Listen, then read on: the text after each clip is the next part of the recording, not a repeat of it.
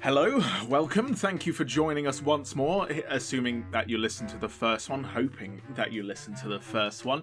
My name is Aaron, and you are listening to episode 2 of Dicey Dialogues. That's Dicey Dialogues 2, Electric Boogaloo. We're only 3 months late. Yeah, I mean, I don't think we were planning on doing these quite close to one another, but not quite so far from one another either. I was yeah.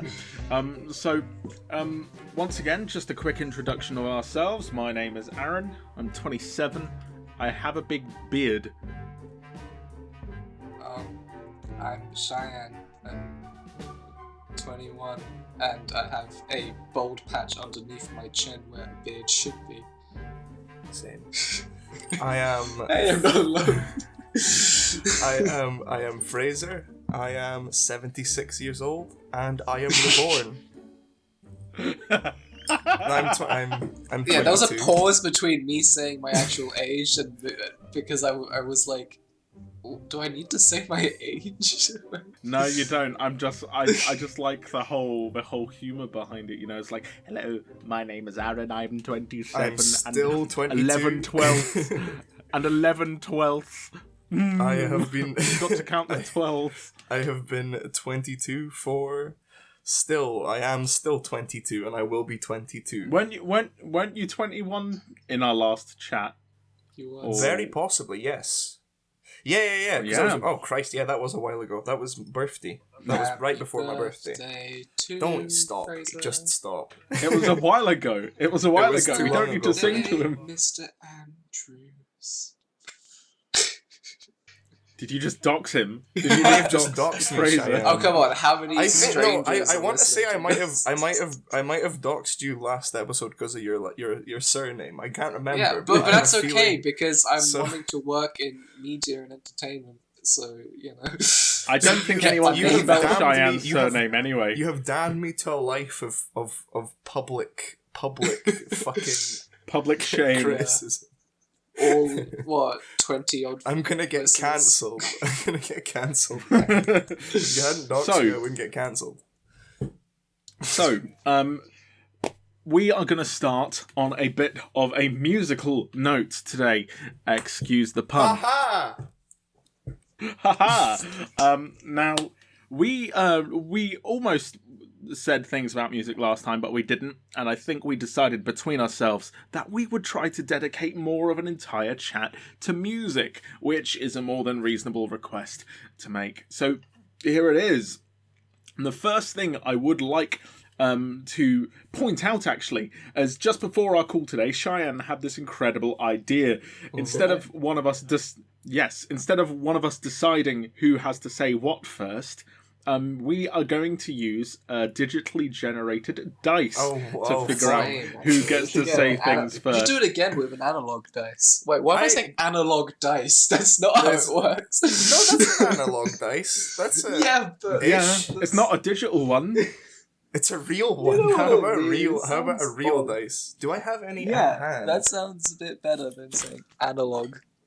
Are we? What are we needing? Like, I Do we had need a? pre-rolled, but that's lame. This adds to the pre-existing Dicey Dialogues name that we have. Yeah, This is going to be one of our things now. never mind. Okay, so we are going to roll a dice to try and decide who goes first. 1 and 4 is going to be me. 2 and 5 is going to be Fraser, and 3 and 6 are going to be Cheyenne. Yes. So if we could get a roll of the dice, please, Cheyenne. Drum roll, please. Add it in post. Fuck, it's a 2. It's a 2. Fraser. That means you go first, Fraser. My first question that we are all going to take turns to say is, tell us a story about your favourite bands or a live show that you have been to. You can have a couple of examples if you have a couple of examples. Yeah, I mainly want to talk about live shows because, Yes. like, as you both know, my dad's a musician, so I've been just give me 1 second, pals. Let me just close this door. I'll be right back with yous. Hold on a second. I'll let you close your door. What the fuck was that? For that, since none of you can see what's going on, he just threw himself onto the floor. That's better. Right, as I was saying, my dad's a musician, so I have been in the presence of live music, but the one that stands out to me is like the first time I was at like an actual like stage gig of like a band that I enjoyed, and not just from moving around, like going with my dad somewhere, was Tea in the Park. Got dragged there as a kid. I think it was 2005 or 6. And You went to a festival as a kid? yeah. Oh, I went to a few festivals as a kid. My dad at Tea in the Park, I think 2005. We probably have the program somewhere lying around. Was I think I want to say it was the first time as a kid I'd ever stayed up to like midnight, and we went to see Muse, and that was like, that was fucking. I know that was something else that still stands out because it was, Muse was a fan of. Honestly, I saw Muse live in London last year, and it is possibly the most ridiculous high-budget article of a performance I've ever seen in my life. Which friend of mine was it that went to see Muse last year? And it was you. It was honestly. You can tell that they've spent a lot of money on performers and shit. And I imagine 16 years ago, what if you went and saw them 16 years ago? Yeah, that would have been during was that Origin of Symmetry? Do you know? I or think Absolution? I want to say so. Because it would have been before Black Holes and Revelations, because that popped around when I was about 15, 16, which would have been about 12 years. I think it was right as they sort of I think they had not long sort of just surged on, like they were, and it wasn't. It would have been Origin of Symmetry then. Did you say 14 years ago? Yeah, it was 2005 or 2006. I can't remember exactly. Oh, then that was Black Holes and Revelations. Origin of Symmetry is 2001. Oh. He would have been 3 years but I don't think I want to say old. they didn't. I don't like. I remember. I'm shit. I mean, I thought you said you were 6 and you're 22, so that would have been 16 years ago. It was in 2000. That would be Absolution. It was. Oh fuck! Was it 2006 or 5? It was 2000 and. I mean, if they played Supermassive Black Hole. If they played Supermassive Black Hole, Knights of Sidonia, it would have been. They did not play. They did not play. Knights of Sidonia wasn't around yet. Maybe it's earlier than I remember. That would have probably have been Absolution then. Yeah, it's because if they played Time Is Running Out and Stockholm Syndrome. Yes, Hysteria. Yeah, there we go. Yeah. Brilliant. I know my Muse errors. Song names like I know Wikipedia. Getting. Just to touch on getting taken to festivals and stuff, like there's Tea in the Park was kind of mad.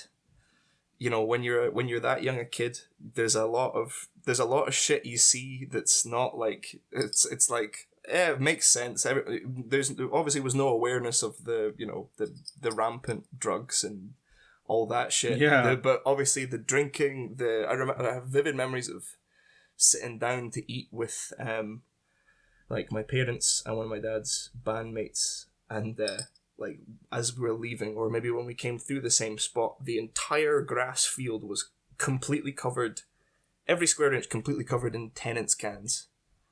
Apparently there was a point where we were going through and a woman screamed at my mum, "This is no place for children." But like, I just remembered it was like I was used to as a kid going to WOMAD Festival, which is a world music festival. Yeah, which was always really good, and everyone's just there to probably get very stoned and have a lovely time. But like at Tea in the Park, it's like there was a palpable feeling of, oh, this is a little bit grimy. But I mean, that with any festival sponsored by Tenants is going to be a little bit grimy. That with the opportunity to go and see bands who were at the time current, who I enjoyed. I don't know if we had to. I mean, Dad was playing. There was a Cayley tent. It being Tea in the Park, and he's playing in the Cayley tent. So we just got in. Did we sneak in past the line? I feel like we snuck in. Like, we were in the line, and my dad said, fuck this, and just, we ducked in. And, like, it was really good. Like, seeing Muse, Faithless, Faithless, that's a name I've not heard in a while. Muse, Faithless, who else? Oh, fucking Black Eyed Peas. All the people that were big at the time. I specifically remember... Were Radiohead there? Probably, but David Bowie was supposed to be there, but he fucking had heart problems or something, so he didn't show up. That's shit. That was, like, really not Oh, fun. man, imagine... So it was like, I specifically remember, I want to say it was during Faithless, and The Darkness, if you guys remember The Darkness, were playing on the stage over, and they were so loud that, like, I think it was Faithless, it was just like, you know, Faithless is doing their thing, and you can just hear The Darkness screeching in the background, like completely, not completely overwhelming, but it was like, that's too loud. They need to turn their fucking speakers down. But one of my one of my friends actually met the Darkness singer because there's a small festival that plays near to where Shayan and I live. I say where Shayan and I live. Sometimes he doesn't live here. I'm from here, you know. I live most of my life. You've heard of Teddy Rock's festival, right, Shayan? Heard of, never been, or I've never heard of looked it up or whatever. So it's a charity festival named after or it was made for a child who had unfortunately passed away of cancer. But there's like a bunch of musicians who play there. Usually they're not amazingly well known, but there will be a couple of bigger names there. I went there on a Sunday when I was travelling with my friend's band once, and Scouting for Girls were there, for example. No, fuck those guys. And yeah, I know. And honestly, they just played the two songs that everyone knows, and everything else they played was a cover. Anyway, I've digressed. Skindred were meant to be there this year, but it was cancelled. Yeah, but last year, when I didn't get to go, The Darkness were there, and one of my friends who performs in a band, he was walking around backstage trying to get some stuff done. Someone said hello to him, asked him how he was doing, and like I just had some general chit chat with him. Yeah. And only after my friend walked off did he realise that he'd actually just spoken to Justin Hawkins from The Darkness. And I'm like, how do you not know if you're speaking to the Darkness singer when he's playing on the same area as you?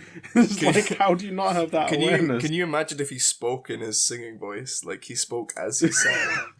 Hello there, my name is Justin. How can I do today? I wanted to just to skim through another couple of live ones. Seeing Focus live here in Aberdeen, that was that was like, I don't know who those are. You know Hocus Pocus, the song by Focus, the one with the yodeling, the one with the yodeling, the drum fills yodeling and like random comedic music. So just for a little second, I'm just gonna listen to it very quickly. You'll know it. If you've heard it, you'll know it. It's got like a beatboxing flute solo in it, and like it's.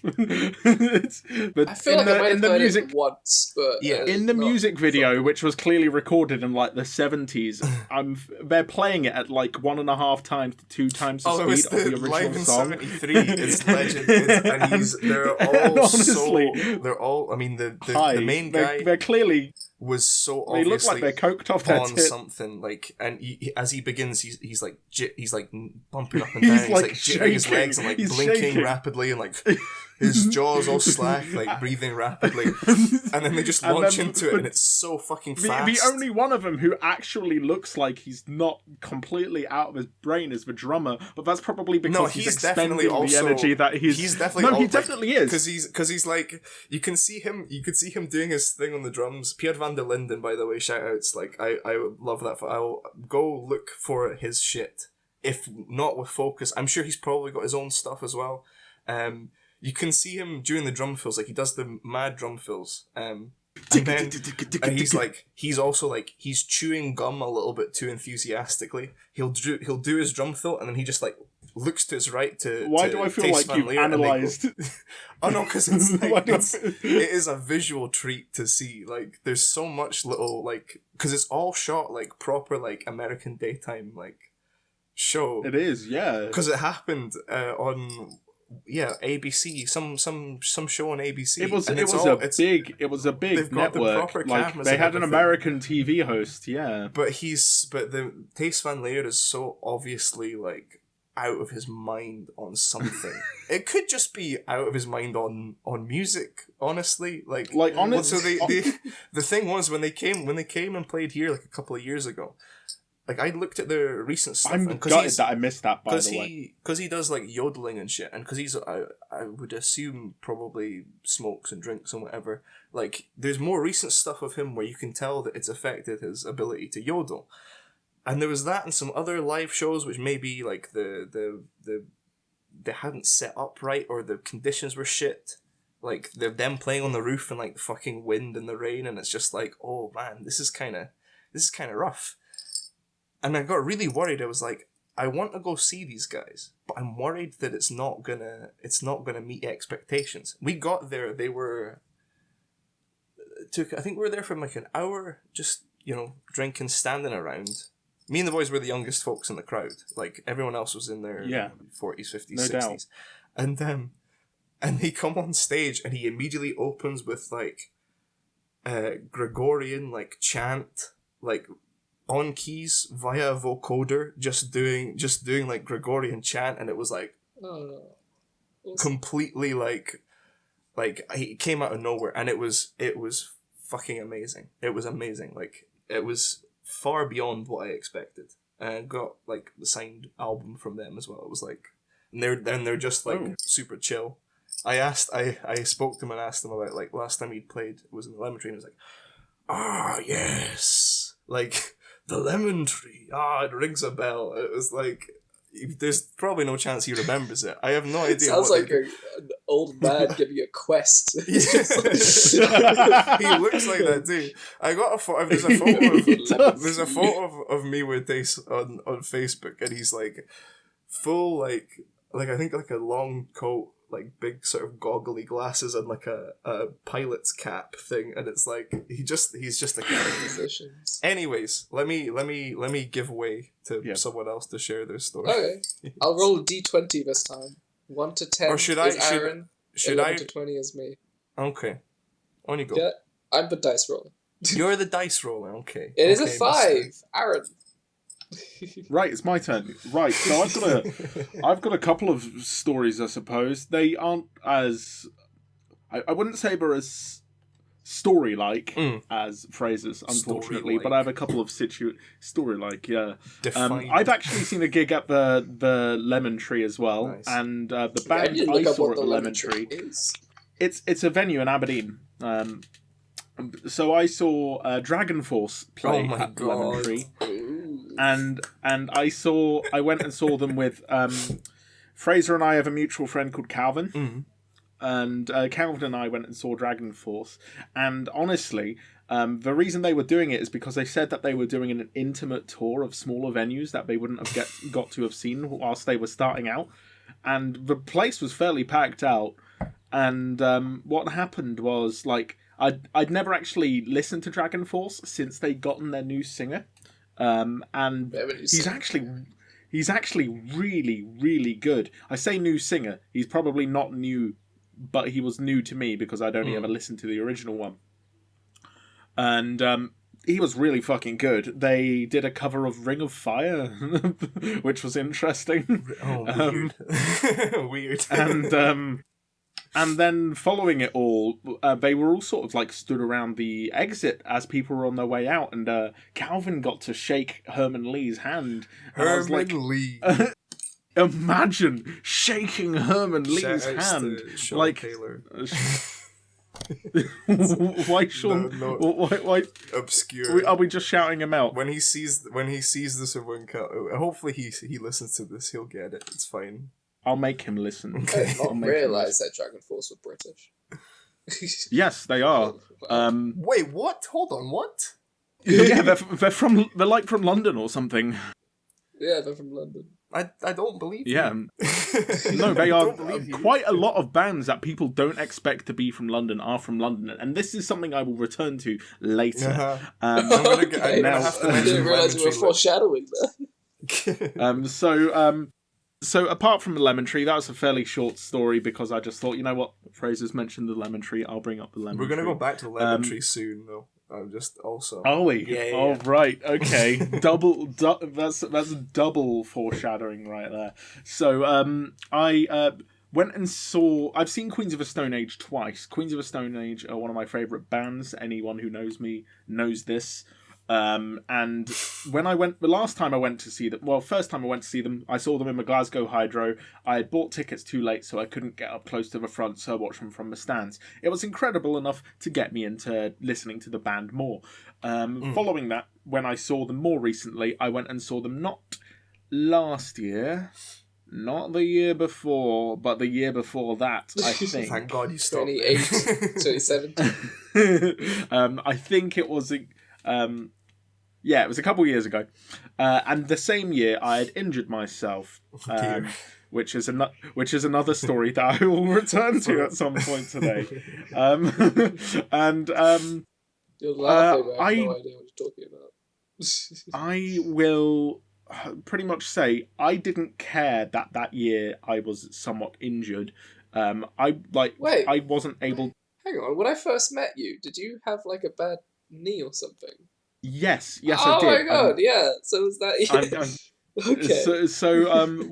So what happened was I had this bad leg, and I was like, I want to be right at the front for this, and I don't care what happens. Like if my leg is bad, oh well, I'll make it worse if I have to, but I'm not giving up this spot at the barrier at the front, no matter what.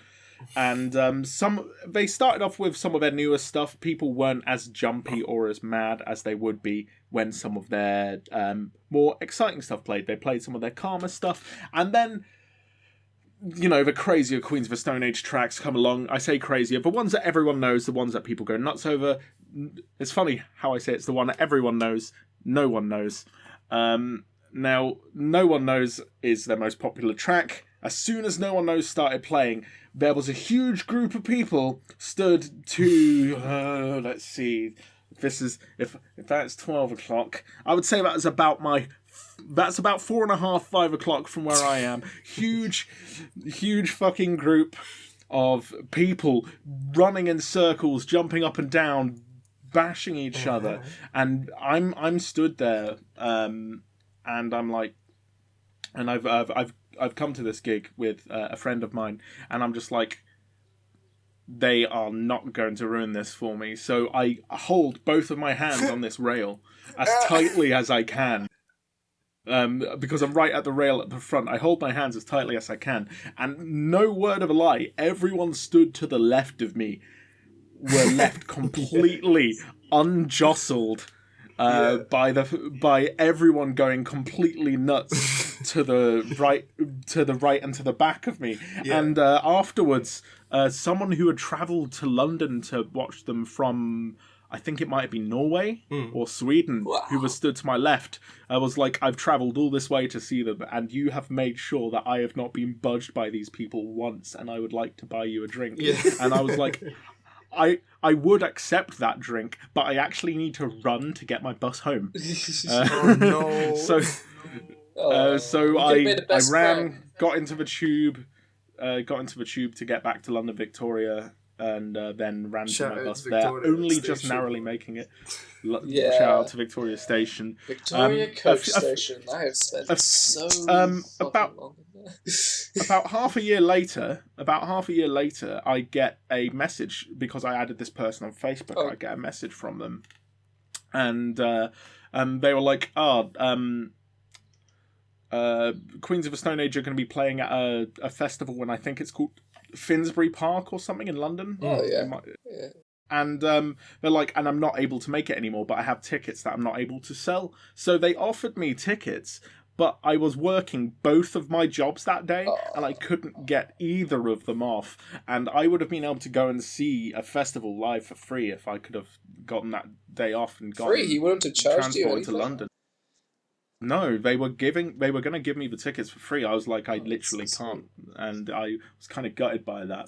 Damn. And on the similar note of live music and somewhat Queens of the Stone Age, the ex-Queens of the Stone Age bassist is a man called Nick Oliveri, and he occasionally does solo tours of different venues about the place. And he's actually been to Bournemouth a few times. So I think 2 years in a row I'd seen his posters in the... there's a pub in Bournemouth called the Anvil. Mm. And I was like, Of course well, there if he is. comes about... and I was like, if he comes about around December time each year, maybe I'll catch him this time. And I did. So around December time of the same year I saw Queens of the Stone Age, I went to watch Nick Oliveri play at the Anvil, and I was stood right at the front. I'm not actually huge on Nick Oliveri's music, but it's got a kind of raw energy to it that is really, really fun to listen to live. Not as much on the recording, because he just kind of plays the acoustic guitar very loudly. Like, unnecessarily loud.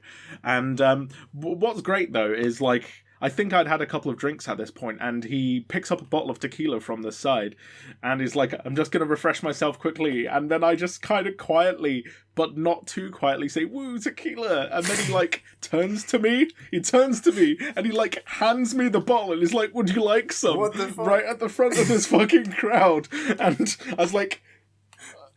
I'm not going to refuse tequila from Nick Oliveri. so I just have a couple sips from this bottle of tequila and hand it back to him. It's like the coolest, one of the coolest fucking things. Woo, tequila! It was one of the coolest fucking things that ever happened to me. And I think it gets even funnier when you realise that I am a bassist with a big ginger beard, and one of my favourite music moments is being handed tequila by a bassist with a big ginger beard. To be honest, there aren't many bassists who don't have big beards. Yeah, but that's true. I would challenge that. I feel like there's probably... I think I would put money on there being it's a lower... more likely that the bassist Isn't the has System of a big Down beard bassist than- also a guy with a big beard? Yes, it and is. the Bowling for Soup bassist is a guy with a big beard, and like loads of I bands would just put have. Maybe money- not most bassists have big beards. Yeah, but I would most put- I would put- musicians of It's a bands trope. With big beards are the bassist. It is a trope of sorts. The baldy, bassy, beardy guy. I do know a baldy, but bassy, yeah. beardy person. That's actually quite funny. Never mind. See, I'm gonna it's a- start it's a- looking. it's a trope. I'm gonna start looking for them now. Yeah, you'll notice them everywhere. Trust. But yeah, that was a couple of my short stories about bands I've seen live. Yeah. Oh, is it my turn? Okay. Yes. Yeah. It's your turn. Yeah, I'm going to talk about live music. So, I've seen quite a few groups which have just made me like, oh my god, it's awesome and stuff. Like, Yeah. saw Stoned Jesus, which was great in a few years back. If you don't know, that Ukrainian stoner rock band who just really awesome. I need to give that a listen. That sounds Stoned good. Jesus is great. Amazing 15-minute song called I'm the Mountain, which is just beautiful. I think you've Yeah. sent me definitely this sent before. you I've this. definitely listened Yeah. to this. Yeah. Sarah Longfield, who's a gent YouTuber guitarist who does a lot of tappy things. That was great. Snarky Puppy, the jazz supergroup, which is like the only jazz. I've heard of them as well. Yeah, everyone's heard of Snarky Puppy. I haven't heard of That's- Snarky Puppy. Then you're wrong. I might have to go check them out. And then there's a lot of little groups. Like there was this gypsy folk band that I saw in the famous Bristol pub called the Old Duke Jazz Pub called Fromage à Feu, which they're not even French, which is funny. I've seen a lot of gypsy folk. Did you just say? Bristol, Did you just say honestly. cheese? Did you just say cheese and Yes. what was Cheese the on other word? Fire. That's the name of the band. Cheese on fire. But Fromage à Feu. That's Fromage à feu. incredible. Fromage. Yeah, there's a surprisingly large amount of gypsy folk in Bristol, which is surprising. That's No, it's probably not. because But it's close not. to I'm gonna tell you Glastonbury. it's not, but we're not gonna go into why, because otherwise we will have a fucking No, leg and an arm we've of already spoken. tangent. We've already Yes, we spoken do. about. Never, we've never already mention spoken it about ever again. Otherwise, you'll set me off. It's when I say Either gypsy way. folk, I mean just purely the music genre, not even music done by gypsy. But you know? it's There's a crossover. There's a crossover. Yeah, definitely. But either way, it's also close to Glastonbury, and Glastonbury is filled with the kind of people who enjoy that kind of stuff. Yeah. It's so. great. Yeah. The last band I saw was Alcest. Well, it was Mono. It was the 10th anniversary, or 20th anniversary of Mono, which is a Japanese post rock band. So it was my brother, and I was really there for Alcest, who is this black gaze post metal band, French band, which are incredible. But I was really tired. I was going through a lot of personal stuff at the time, and I fell asleep during Mono. No. It was a sit-down gig at the Barbican Hall in London, and it was great. It was amazing. It was with an orchestra. But it's post-rock as well, so it goes on a bit. It can be repetitive. Yeah. I mean, the great thing about Postbox, though, is how I just ruined my own joke. Yeah. I was about The great to say, thing about the great thing about post rock is it fits in an envelope. But yeah. But I think the most emotional concert I've been to was last year at the Bucharest Jazz Festival, which I went to for some reason. It was great. I'm guessing that's in Bucharest. It is in Bucharest. Funnily it was enough. really wonderful. There was like a whole week, and actually went most days because there's a free jazz festival. I'm gonna go.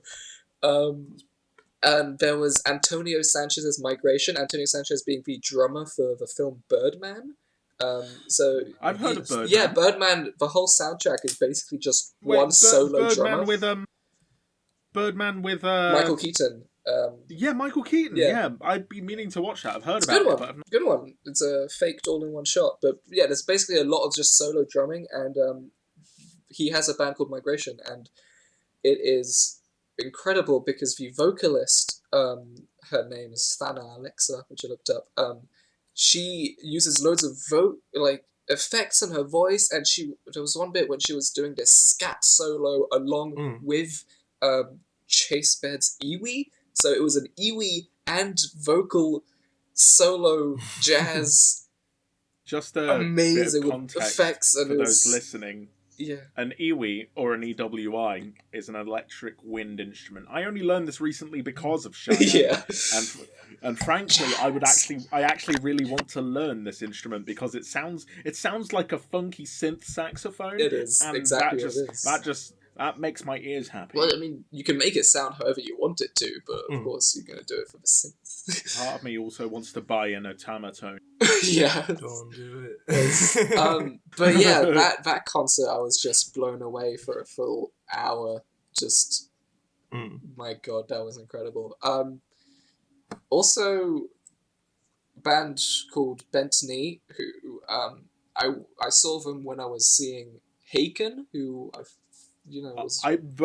want great. to see both of those. I'd like to see Haken more, but Shayan has also showed me some of Bentley's stuff, and it is brilliant. Bentley is incredible. I first discovered them years ago from the Berklee School of Music site, which is that jazz school. And I've completely forgot about them. And then they were supporting Hagen. I was like, oh my God, I remember Bentley. And then Adam Neely, the music YouTuber, does loads of videos with the guitarist Ben Levin, and my God, their live set was the best live mix I've ever heard. I've never heard a better mix. Like even Haken afterwards was more muddy and stuff, but it was just pure. But finally, my final thing is that actually the most bands that actually stand out. The bands that stand out the most for me, that I've seen live were actually during my more emo-esque days. So, like, We've all had them. we have not. My first ever band that I saw was Of Mice and Men, which are just like very metal core, like I call hope core, that kind of thing. Where it's like, stay strong, you can do That's it. a new one. Don't make Fraser spit his drink out. It's all gone now. I think like the band that the most synergy in the crowd and the most like heartbeat wrenching and all that was Bring Me the Horizon at Reading. Goodness! I've heard good things about them live, actually. I was a fan. I'm not too much of a fan now. Like even the older stuff, it's just not my thing anymore. Yeah. But I liked it at the time, and I can still appreciate it. Maybe I'll have a bit of a nostalgic moment when it's like, sempiternal, I don't know. But yeah, 2015, the crowd at Reading, my only time there, it was raining, it was an experience. They used to hold WOMAD, the festival WOMAD at Reading, and it was when it was at Red. I think the last time I went, they'd moved it to a place, Charlton Park. I have no idea where it is. I guess Charlton? somebody. Very possibly. If there's a place called Charlton, it might be Charlton Park. But Never heard of it. The last time I went there was for that, and because it was someone's private land, like it had never had thousands of people, milling around, making stalls and setting up tents. So Charlton Park's in Malmesbury, just to the west of Reading. Malmesbury. Yeah, so the entire field turned to mud within I don't know how long. It was already mud when we got there from them setting up everything. From vehicles. Does anyone else hear that noise? Yeah, that's me. I was gonna let Fraser talk longer and then apologise. It's my dad doing a lot of building work in the house, and so Nice. I'm very sorry about that. That's all good. We'll just when I'm talking, it's probably gonna be bad, but we'll just for audiences at home, we'll cut out my audio when I'm not talking. Basically, so like Charlton Park, the mud was horrid. That was just the worst. That was the last time we went because it was just like it's moved, it's changed. But because I don't think anything could beat like that festival at Reading on the proper. I mean, where it was held might even be the same location as where like Reading Festival's held. I don't know, in like the proper like baking sun, like. Just and like there's nothing quite like that. And then like switched to 2008, I think it was. It's dubbed WOMAD by WOMAD people, and it was just like, and you would be surprised by the different kinds of mud, the many different kinds of mud that there were. Like up here, at least we have one kind of mud. I don't know about you guys, but as far as I'm concerned.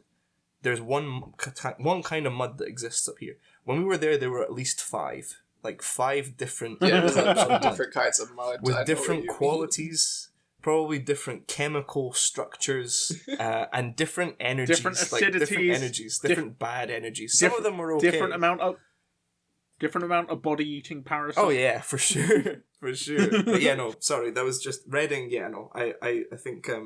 I've never went to, obviously Reading Festival's still ongoing, but like I miss when WOMAD, if WOMAD was still being held in Reading, like on the old site, I would probably still be going. They had it set up as well so that it was it backed onto, if I remember correctly, backed onto a canal. So there were people who had houseboats as well, of course. At a hippie festival, obviously just had park their boats and were staying in their boats, but would come in for the festival to hear the music and shit. Good memories. Good stuff. Good memories. So, should I? I was gonna say, roll a D12 this time. No. D12. I don't have one of those. It's also divisible by 3. So Yes, it is divisible by 3. So 1 through 4 will be me. yeah. 5 through 8 will be Fraser, and 9 through 12 will be Cheyenne. That was cocked. No, my Nice one. Let's try that again. fuck's sake. There you go. That is a 9. Oh, it's me again. Okay. Oh, you go. Okay. So Ask me the question, Aaron. yes, so tell us a story to do with the music of those close to us. What's something you've enjoyed in terms of the music of your family and friends? Oh yeah, so yeah, I've got a couple of things. So in terms of my family, I'm not gonna say my family were particularly raised around music, but my granddad on my mum's side was in a Breton Celtic folk band called, oh god, I'm forgetting the name because I have to look it up each Arscloferia. time. Yeah, Scloferia. Scloferien, something. Yeah. Something in Breton. My granddad doesn't speak Breton, but you know, it's I mean, it's fun. R.I.P. Breton. yeah. R.I.P. There are Breton. still the speakers over there, but it's 'cause, Bretons still exist in the Elder Scrolls. Shut up. It's Fuck a them, real for, language. fuck them for naming an entire race Bretons and not having them actually be Bretons. Scloferien. But yeah, he played the tin whistle, and sometimes was vocals, but everyone was vocals. But it was Now, mostly what's a tin tin whistle. whistle? Is a tin whistle actually made of tin, or is it one of those things that they say is tin that isn't? Kind of like how Scottish people call aluminium cans. I think the original tin whistles would have been made of tin. Yes, Probably. it's because it's penny cause whistle. because it's tin is cheap and soft. You can Flageolet. you can make a basic whistle very easily with tin, and maybe not now. Maybe they probably make them with better shit now. In France, you just say flute. So. Flute. Do you mean like a flute? Yeah, it's just the flute. But It's like, just if the when flute. we talk, but French word for the English flute, A flute which isn't a it flute would unless be it's from a flute region of France. Sorry, that was a champagne joke. Oh fuck yeah, that's true. Thank you for explaining that. No, in France we say flûte traversiale for the horizontal flute. That Flute? the British call flutes. Wait, what? Flute? Because in England, when you say flute, you mean the horizontal We're talking one. about- Yes. For but in France, when you want to refer to those kind of flutes, you say flûte traversiale, which is like horizontal. Okay. No, that's horizontal. Traversien. Yeah, something like that. Maybe I'm wrong. I don't know. Uh-oh. Come on, man. Traversière. You can't be a Traversière. resident Frenchman and not Sorry, fucking... not traversière. Traversière. He's trying. Yeah, I was raised in this country. Okay. Okay, you get a pass then, it's fine. But yeah, it's fun. My uncles sometimes play their songs to mock him, but they're really good. Good. That's horrible. To mock In him. a jokey way, I don't know, but it's a good band. Because Honestly. he makes it's really good shit. It's really, really good Oh, shit. that music's great. Let's make fun of him. But it's mostly just because you don't expect him to be the kind of person to be in a band anymore. Like he's rather right wing now and stuff. Uh-oh. Because you know it's in his Right. 70s. It's a France. It's France. Yeah. But my my youngest uncle on my mum's side is actually a professional tubist. He plays the tube. Yeah, tubaist. And so is his wife as well. They all play all the brass instruments. He went to like the what's the word? The conservatoire in Paris. And so he teaches things. He's also in a band called Ron et ses cuivrettes, which is Ron and his brassettes. His name is Ronan. So, I think I remember you sharing a video of that. They're kind of slapsticky. It's more yeah. like they do. Of course, they're fantastic musicians, but it's all like classical arrangements.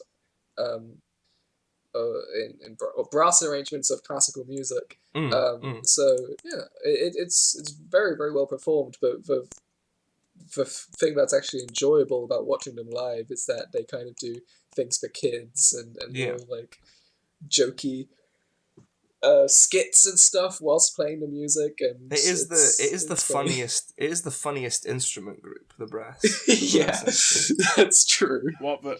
Not the wait. What the tuba or the trombone for sure?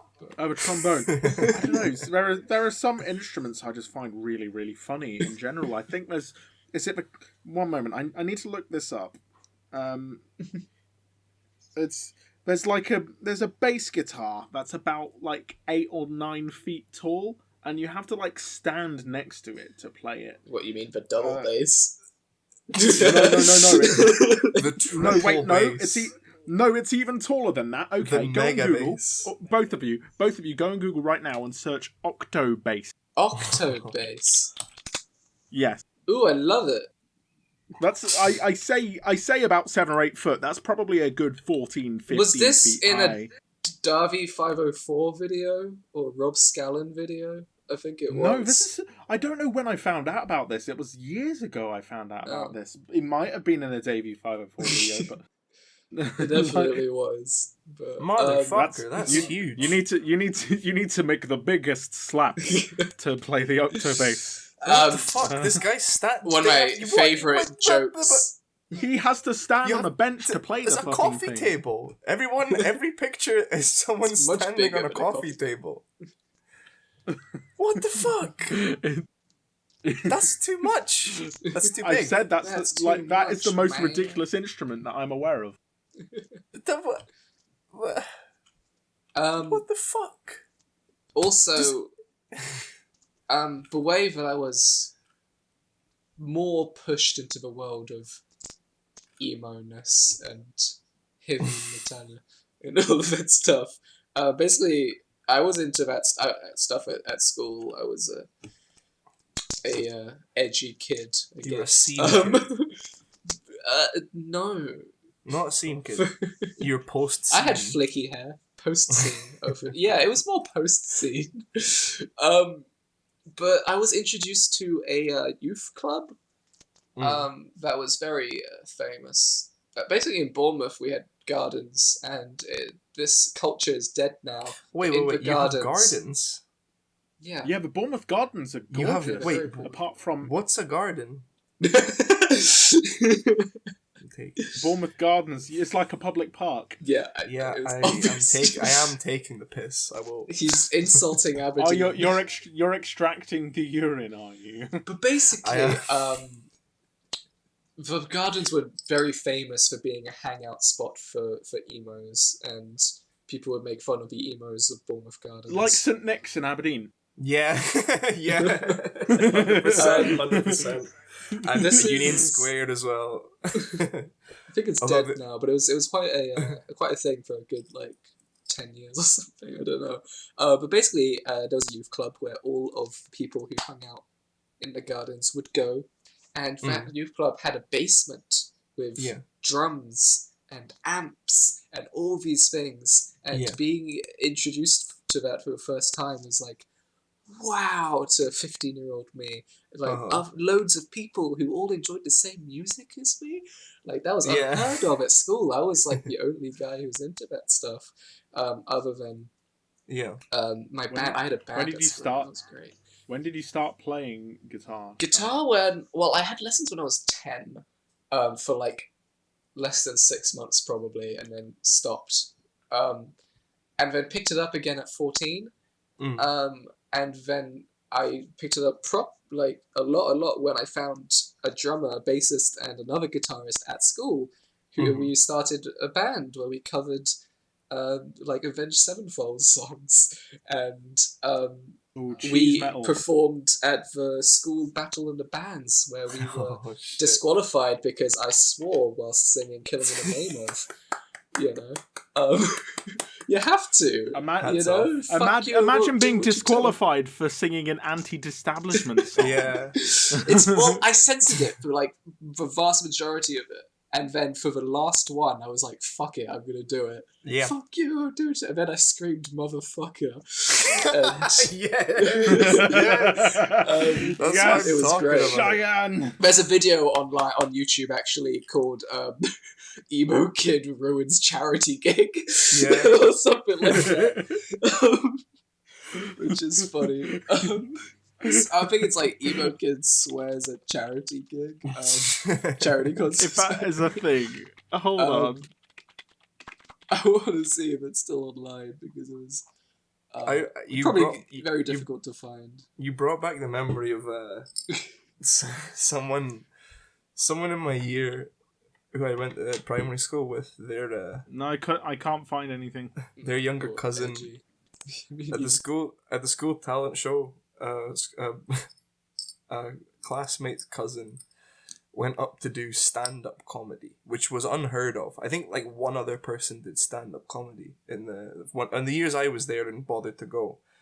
Doing stand-up comedy as a kid is rough. Well, because you haven't, because you can essentially only rely on other people's jokes.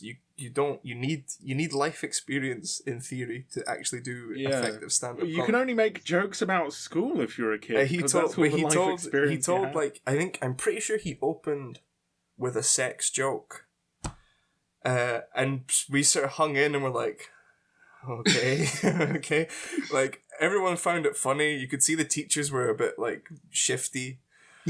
And then I can't remember what happened, but I can't remember how many jokes he told in total. But then he told effectively a stolen pedophile joke. And the teacher who was essentially running, I'm thinking of the different, I want to say our teacher came out and just took him off stage because people in the front stage, like apparently our deputy head was like, turn his microphone off because he was obviously repeating jokes he'd heard that he found funny, and it was like good on him for doing that, but yeah, that was tense. That was tense. I found the video, by the way. It's called an emo singing. The description is super edgy, hardcore emo screaming and swearing at charity event, and the category is comedy. I was 23rd of offended October by this 2013. day, This would have been 7 years ago. Yeah. You would have had to have been like. I was 14. You would have had to be like 14. I was 14. Yeah, it was great. The bassist was really proud of me. The drummer and guitarist were kind of pissed off because they thought they could win. We could win. Hold on. The video is of you. Yes, that's me. Oh my god. Oh my god. Terrible. Okay. It's funny. But you know what? I'm proud of myself because you should be. It's great memory, and I really loved that band. We got told off a lot because we were in the music practice rooms playing way too loudly. Oh yeah. It was great fun, and we definitely got better as the years go by. Last concert we ever did was in 2017. So we worked together for good 4 years. Yeah. Still friends. I remember my first band. All those years ago.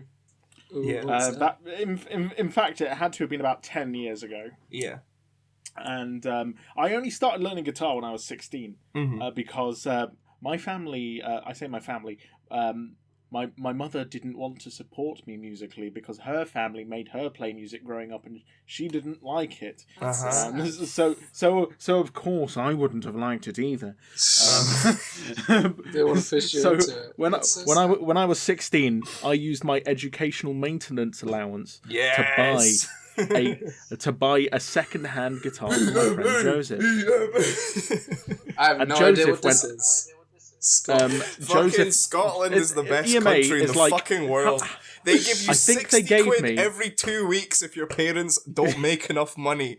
And it's so good because you can buy fucking video games. You can buy food. Yeah, because that's what like, it's for. Holy The shit! food, If I yes. hadn't had the EMA, like I feel like if I hadn't had EMA, I might have lost my fucking mind. Like at the end of school, completely. Honestly, same. I bought a GameCube with my EMA, who I Wow. also bought from. I also bought that from Joseph, by the way. You know what's Joseph sad? sold I me a used lot my of EMA This to is buy a GameCube probably from my friend reasons as well. for why right wingers are trying to get rid of it. I can piss off. It's really sad. You're like fuel on the fire. To continue my point, Yeah. Fuck the I Tories. bought a guitar. I bought a guitar for my friend Joseph, Yeah. and Joseph went on to be the drummer for my first band. My first band, because Joseph and I were fans of Legend of Zelda, we named ourselves The Lens of Truth. But Lens of Truth. And, from yeah. Time, yeah. Yeah, it was also Majora's Mask, I think. I think so. Yes. But it might have been a mask in that. Yes, either way, it was a mask. It probably was a mask. but- Everything was a. Yeah, sorry, continue. everything was a mask. in Everything was Majora's a Mask. mask. But Even yeah, Link. we were joined by my friend Robert, who played keyboard. You can tell it's been a while because Robert is now married and has 2 kids. And we had 2 different guitarists. Guitarist number 1 was a friend of mine called Malcolm, who was far more talented than the rest of us, and he could. I used to like go into the music practice rooms at school, and he'd be practicing like Joe Satriani songs, Nice. and he had to have been like a year younger than me. Was the this at time. I Ellen? was only just starting to learn guitar. Yeah, Damn. this was at Ellen Academy, and after he played a show with us, he ended up he played a single song with us live, and then he ended up leaving, and we replaced him with another guitarist called Mark. Mm-hmm. And in our first full gig with Mark, we played just a bunch of covers. Mhm. We played Smooth Criminal by Alien Ant Farm. Nice. The Alien Ant Nice. Farm version, it was originally by The Michael best Jackson. version, yeah. We played Knights of Sidonia by Muse. Ooh, very good. Nice. And we played a couple of other things that I can't remember.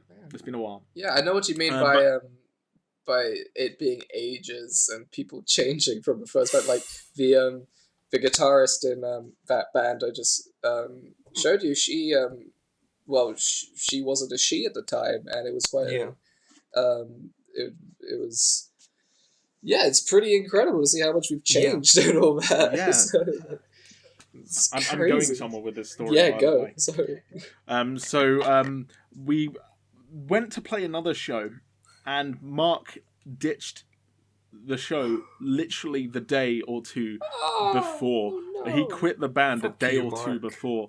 So You what fucked we it. did is we found a bunch of guitar profiles and synthesized them using my keyboard. Robot Mark. And synthesized them using my keyboard player's computer, because That sounded part of our terrible. setup.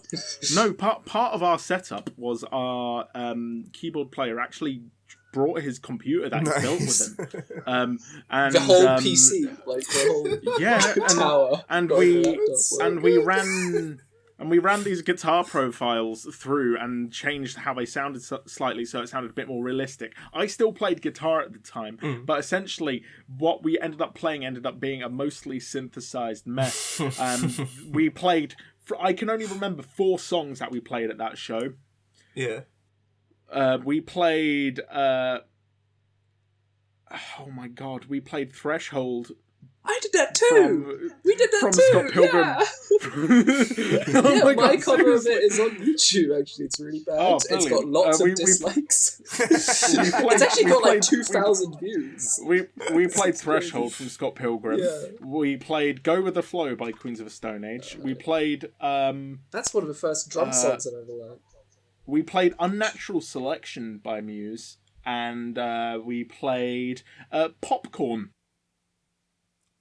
But You know that old '60s electro classic Popcorn. oh shit! Yeah. we did a almost full band cover of that. That's I can still play it on guitar. Impressed. After shit. all these years. Oh and, god, have you the Neil Cicerega cover with the bodies on the floor? Oh yes, Drowning Pool. Yeah. Drowning Pool mashed up with Popcorn by Neil Cicerega. Let the bodies hit the floor. Let the bodies hit the floor. Let the bodies hit the floor. Let the It's so good. Nothing wrong with me. It's really sad that you weren't encouraged to do music at all, because I've learnt piano from the age of 6. Everything that I've taken interest, I've pretty much funded myself since I was 15 because I got my first job when I was 15 that I was doing on evenings and weekends around school. I was a kitchen porter for an Italian restaurant. Nice. Which I've heard that it is since shut, but I'm not surprised since a lot of the guys running the place were probably on a lot of drugs. Nice. That's probably unfortunately common amongst kitchen staff. Especially in the northeast of Scotland. From what I've heard, yeah. But yeah. So on that note, let's move on to Fraser. Yeah. We would like to once again back onto the tangent of family and friend music stuff. Yeah, I mean, I'll come back to the Lemon Tree if I may. I'll take us back to the Lemon Tree because I've realised I've got another story that I forgot, but please. That's all good. Oh, was that your turn? I thought it was like a tangent. No, it from my wasn't. thing. No, it wasn't. That was a tangent. That Yeah. wasn't even my turn. So like the I want to say it was when growing up. It was like I think it was Saturdays. The folk sessions were held at the Lemon Tree, and so growing up, I spent a lot of time around like my dad and all the folkies playing folk music, in the Lemon Tree. I think we had for ages we had set up. We had the table thingy, the thing that they put on a table with a number on it. I think we had the table 7 reserved. So every Saturday, like we'd all the folkies would descend on the Lemon Tree and pull the tables together and you know just have a jam, have a good jam. And it was at the time I think they've changed quite a bit since then because I think they changed hands. But at the time, like you know, all the folkies would be able to bring their kids. And so you'd have the folk session down on the floor level in front of the stage, and then on the upper levels, like, just, they'd have people doing, you know, face painting and all that shit, sometimes magicians and other little things you could go do. So it was just like, that was like, for a good amount of time, that was Saturday, was just, we'd go to Lemon Tree and we'd be there for the tunes and just running rampant, essentially. Which must have been terrifying for the porters, because I know there was at least 2 or 3 occasions where kids like me or other kids almost ran into like the ladies carrying hot soup and like get scalded. Like it was like good chaos. Like just you'd be scolded in more ways than one. Around, scalded and scolded. Yeah, no, you'd be zipping around and then stop in and just, you know, sit down. And I think like I don't play any instruments at present, but I know for a fact that disappointment to your father. I know that. Well, that's the thing. On the note of like picking up music, like obviously we get offered. I think they still get offered in like primary 3 when you're 7 to learn it, to pick up an instrument. That's when they start teaching. They have music teachers come in and teach, and like for me it was just. I was very much into I was more science and culture and history oriented than I was music oriented. So, and also it costs money to have to take lessons in a thing. So I never took up it. I think I wanted to learn, I think at the time, violin was one. And I did actually, I think the only, in primary 3, in primary 3 we had when we did our nativity, I had a solo singing. I was singing, and I was really good. And then on the day we're in the church, and I come to my solo and I get through the bulk of it, and I'd had a little bit of a sore voice, shitty cold, and it hits like the last line, and my voice completely cracked, and I hit like a very, very high note that was completely not in tune with anything else. And the worst part about it is nobody laughed, but all the mums in the audience went, "Oh," like that. And it was like, from then on, it was like, I'm never singing again. I can't ever do that. That was horrible. So it took because of the fact that I grew up around it. Obviously, I have an ear for music. So it took till I Which was, one? huh? Which Ha ha ha lol. So it took till I was maybe 20 before I went to Edinburgh on my own, after my mate had moved away from there, and just popped along to the folk session and sang at the folk session, and then the following year did it again, and that was really good. That was like a good moment of like, I have reclaimed this. I have gone voice past is an my instrument, so yeah, no, exactly. No, but that's the thing. Like, play an instrument. that's the thing. I have exactly 3 instruments lying around, which I don't intend to add to that collection. During this lockdown, I'm gonna probably try and learn the bass guitar. I also have That just makes me think of sea bass from Animal Crossing. What about if I does Touch My Bass Rebecca mean anything to anybody?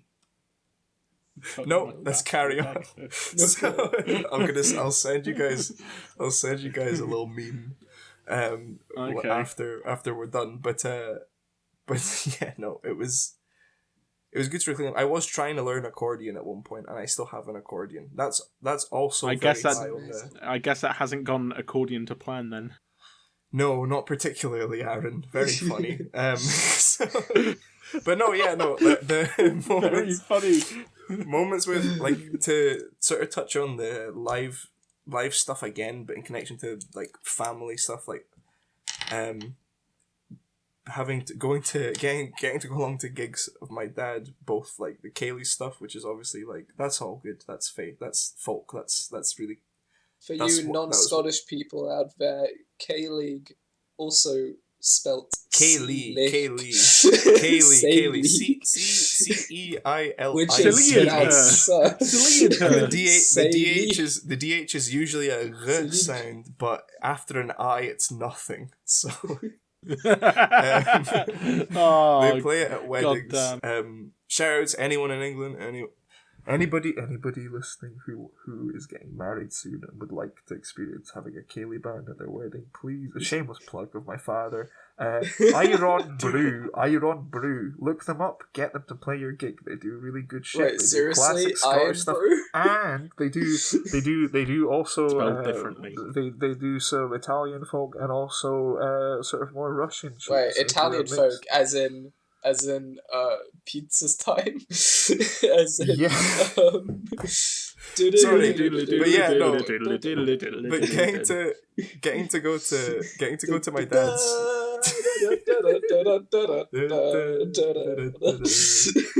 My yamo ngopa yamo. No, the getting to go to my dad's punk gigs. I think the earliest one I went to was in Shetland when I was like 6 or something, which The land of shit. I don't remember it being too so much shat. I don't remember it being too chaotic, but I do remember crying because my dad's bandmates, I was right at the front, and my dad's bandmates sort of like hoisted me up onto the stage. And I immediately started crying and ran to my dad, who's like trying to shred on guitar and can't do nothing. And my mum cut through the crowd.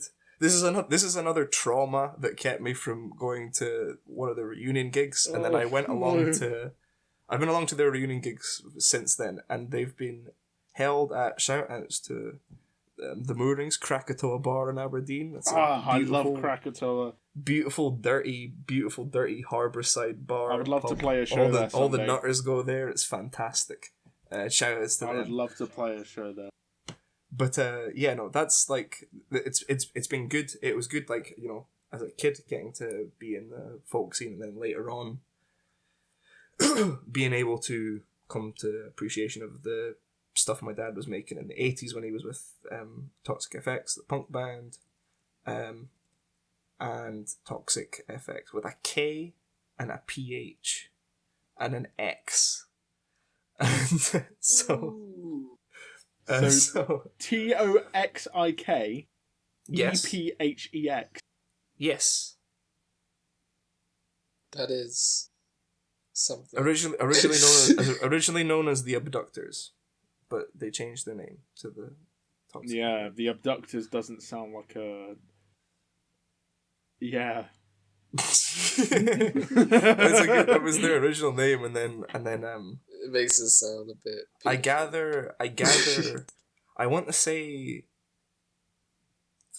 did Sid Vicious die of a heroin overdose? Or whoever the fuck the guy was that died. One of these guys died. Sid Vicious definitely died. Did he die of heroin overdose? Punk never died. Let me look it up. Did Death. he just...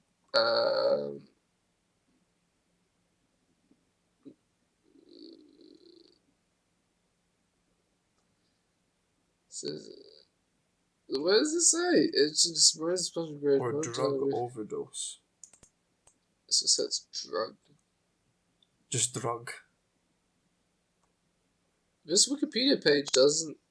Is he alive? Maybe I'm just I feel like I'm looking at it. Or is he but still not alive? really. Yeah, it is a heroin... I searched Sid Vicious death, and it says heroin overdose on the 2nd of February, So 1979. they properly like got together and changed their name after that, because my dad was working in pharmacology at the time, so Okay, he chose the name Toxic Yeah. FX.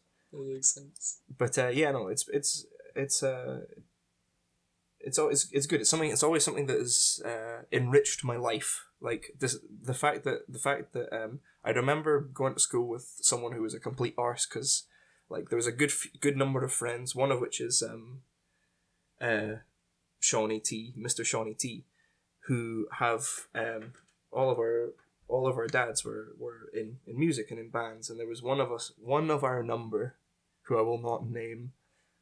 Who I'm not friends with anymore, but still won't name, who was he was very arsey about the fact that like I had a dad who was in music, but I didn't play nothing, and it was like, it's like you really don't. It's like it's easy to fall into traps where it's like, oh, like I should be doing that, but it's like at the end of the day, having that in my background has still enriched my fucking definitely. personal development and shit, and being able to and the stuff I enjoy, how I spend my time. So it's like, it's it's good. It's been good to get back to it, I would say, in different ways, and That's good. and recover from the traumas of church voice break and getting dragged up onto stage in front of a bunch of Shetland punks. I know how you feel about being a kid and performing. I was Ratty in the musical version of Wind in the Willows in Year 5, which was one of the main roles. Yeah. But I killed it, man. I was Yeah. Ratty. I was quite the little musical kid. Yeah. No, it's kind of bizarre. I used to always, I think in primary 1 and primary 2 in the nativity, when we did it nativity, and primary 3, I was Joseph, like, and nursery. I was always Joseph. I was Joseph. Which doesn't mean nothing. You just have to sit and like smile. I was a narrator a few times, and that disappointed me. With the baby Jesus. you were the narrator. I would love to A be narrator, not Wait, the narrator. Was a I ever? narrator. Oh. I want to say different. I want to say at some point. No, there was one of them we did where I want to say I was both, either King Herod, or his visor and Joseph, because they got to they had done the whole production, and they got right to the end. Like they got right to the bit where we're meant to have like the stable scene, and the teachers are like, "Where's Joseph? Who's Joseph?" And they were like, Psst, Fraser, you Joseph, go on. So I'm pretty sure there was one where I played two parts, or I ended up. Yeah, no, I can't remember, but that's just Dr. Herod and Mr. Joseph. Dr. Herod, King Herod. Dr. Herod. No, I was making a joke, like Dr. Yeah, Jekyll and Mr. Hyde. Dr. Herod and Mr. Joseph. Dr. Herod and Mr. Joseph. Okay. Would it be Dr. Joseph because Dr. Jekyll? Yeah. Dr. Joseph and Mr. Herod. Yeah. Yeah, and Yeah, that works. In theory. I had one job. Yeah. Have you guys seen The Nativity with Martin Freeman? No. I haven't. Man, that was one of my favorite films as a kid. That was it's a good film. It's a probably weird, sucks now. It's a weird thing we do where we have like, and just the fact that we have like the nativity story, but then we have like people make and copyright like novelty stories and tunes for nativities, where there's an extra story that's been inputted that's like just really strange. It's kind of sacrilegious. It's kind of like it's a little bit of a piss take, to be honest. Like you're meant, so like the point of a nativity is to remind us of the Jesus story, but then we introduce the character of either some kind of anthropomorphized animal or a boy or some other human character, a singing star, a fairy. I remember when we did there's always someone who plays a tree, right? Yeah, when we did the one in Primary 7, like when we had there were other male soloists in addition to me, and I'm pretty sure they told us to make it sound kind of cool because we were still meant to be angels. They told us, "Oh yeah, the boys are the dark angels." It's like we were edgy. We were the edgy messengers of God, singing "One Starry Night."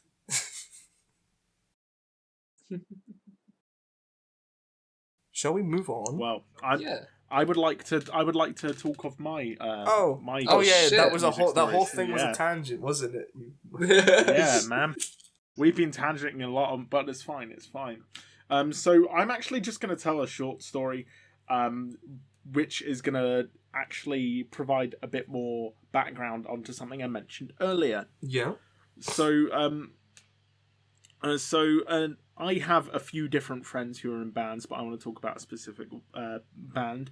I am fairly good friends with a couple of people who are in a pop punk band from Bournemouth called Wolf Culture. Oh shit, Wolf Culture. Yeah, and I used to go to pub quizzes a lot with the drummer Jake, and I used to work with Jake, and I used to work with Jay, who's one of the guitarists. And would they classify themselves as pop punk though? I feel like they. It's a bit heavier than pop punk, but it's a bit, and I feel it's a bit more technical than pop punk. I feel it's more melodic than pop punk. So, maybe it's just my favorite song of theirs is a song called "Killing the High Horse," and that one's a bit more metally, I suppose. But either way, I around May time, about 3 years ago, so it would have been 3 years ago this month, we went on a tour. And by we, I mean they toured, and I sold their merchandise for them. And they were nice enough to pay for my accommodation and help me with food and stuff on the way around. And I earned a cut of the things that I managed to sell, which wasn't a lot, but I tried. I had a technique where I would tell people that they could win money off by beating me at noughts and crosses. That's tic-tac-toe for anyone who doesn't know what noughts and crosses is. It's noughts and crosses. It's noughts It's and crosses. noughts and crosses. And I'm really good at noughts and crosses. What would happen is I'd beat these people at noughts and crosses, and they would be so invested in the fact that they already played noughts and crosses with me that they'd buy a t-shirt anyway, even though they didn't get money off. Nice. But either way, on the first night of the tour, we went to Swansea in Wales. Yeah, we went to Swansea in Wales, and that was good. I had, at that point, not injured myself. Do you date your life as like BKI and AKI, before knee injury and after knee injury? Kind of, because so much of my life has changed. This happened in the year 4 AKI. 0 AKI. But yeah, what happened was, second night we were in Basingstoke, and Basingstoke's actually where my dad lives. And I think at some point I'd messaged my dad like, hey, you should come along and say hi, my friend's band are playing. And he was like, I'm actually busy, sorry. Which is kind of frustrating, but I understand. And as the night went on, this was actually the night we got to meet the record label for the guys who had signed Wolf Culture, who are some lovely people from California called Common Ground Records. And they had come along, and I had a bit to drink, and I bought everyone drinks. We went to Spoons, which I by no means condone, by the way. I do not condone going to Spoons. Yeah. Fuck Spoons. For sure. I love the ribs, but fuck Spoons. At the time, I bought a lot of cocktails for everyone, record label people included, and we returned to the venue, which was a club called Sanctuary, like a rock club called Sanctuary in Basingstoke. And I, in a display of affection for some of my friends, I went to give them a very large hug. So there's myself, Max the singer, and Josh, the then at the time bassist. And what had happened is I went to give him a massive hug. I was quite strong, so I thought I would have been fine. But because I was drunk and because they were drunk, we all lost balance. And I ended up putting the weight of all three of us onto my left leg. I collapsed on the floor and my knee bent in on itself. Was that zero AKI? Was that the knee injury? That was zero AKI. Oh no! And my knee bent in on itself and then back into place again. And it was one of those things where my pain reflex is actually laughter. So like the first time I ever, for example, when I got my first tattoo, which I'm showing the others on camera, and listeners can't see it. God bless. This is for the audio listeners only. Get the show. The beholder. When I first got this tattoo, I was pissing myself laughing the whole time just because it hurt. And after or during AKI 0 AKI, I was laughing so much I couldn't physically stand up, and that made it funnier. I tried to stand and I couldn't at the time, and I was lying on the floor pissing myself laughing like, guys, I can't stand up, I need help, please. So my friends pick me up. I'm sort of drooped over their shoulders at this point, and they drag me, and I say drag me because I'm a very heavy man. They drag me through the back and sit me on a sofa, which was like through in the back behind where all of like bottle disposal areas and recycling were at this nightclub. And I'm sat on this sofa, which is just behind this club for some reason. At this point, my dad's asleep, so I don't bother calling him or anything. And it's like 2:30 or 3 in the morning at this point. And I end up waiting for an ambulance, and I'm relatively far away from home. Not as far away as I have been, but I'm relatively far away from home. Yeah. I find myself unable to stand at all without assistance, and I'm just laughing the whole time, and everyone was telling me how creepy it was. Yeah. I was, and what ends up happening is the paramedics arrive and they put me in the ambulance, and I'm sat in the back of this ambulance and just making small talk with them and telling jokes and then occasionally laughing between everything. The thing is I was in so much agony, but you wouldn't actually know. No. And by the time I got to the bassist at the time, Josh, he came with me and he stayed up overnight with me, just making sure that I was okay in this hospital. And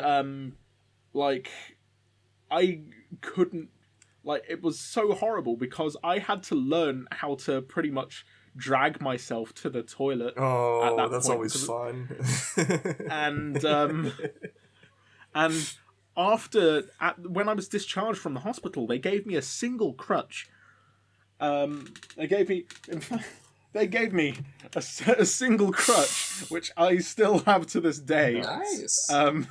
And because they were like, try to give it back if you can. I'm like, I don't even live near here. I can't give it back. And they were like, okay. God bless oh no, the my NHS. PlayStation just switched itself on. Don't do that. You give it to. You could give it back to Bournemouth Hospital. I probably will at some point. But what happened is I ended up having to learn last moment how to walk with crutches, which took a lot of trial and error. By the way, I ended up with some rather sore hands. I didn't know it would be that difficult. I've never done it, so. the third night of the tour, we ended up somewhere that didn't have an elevator for the lodging. we were in Hereford, I think it is, and there was this. It was quite a nice hotel. But I was like, right, I've not cleaned properly in a few days, so I'm going to have a bath. So not only did it take me about 15 to 30 minutes to get up to the room, but it then took me a further 10 to 15 minutes to climb into a bath. Oh my god! Yeah. And I think for most of the next few days, the guitarist and singer, their brothers, their parents were driving the bus around essentially, and they had given me some ibuprofen gel, and I just spent most of that week with a crutch, and the band being like, oh, by the way, go see our recently disabled merch guy for a t-shirt. and I was just rubbing this ibuprofen gel into my knee for weeks on end. Oh dear. It was mental, but that is how the knee injury happened. And honestly, I actually enjoyed that. That was one of the most fun weeks of my life. Yeah. But I still tore my anterior cruciate ligament. And since then, I have had an MRI. Yeah. And they have not told me anything since, in spite of the fact that I have contacted both the NHS and the doctor who has the results. And they both kept pointing me at one another. Yeah. Even though they told me I had loose bone fragments in my knee.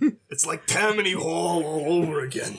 Yeah, no, that happened. But yeah, that happened. I wanted to share that story because one, it's to do with the moment surrounding my friend's music. By the way, please listen to Wolf Culture. They are really good fun. I will.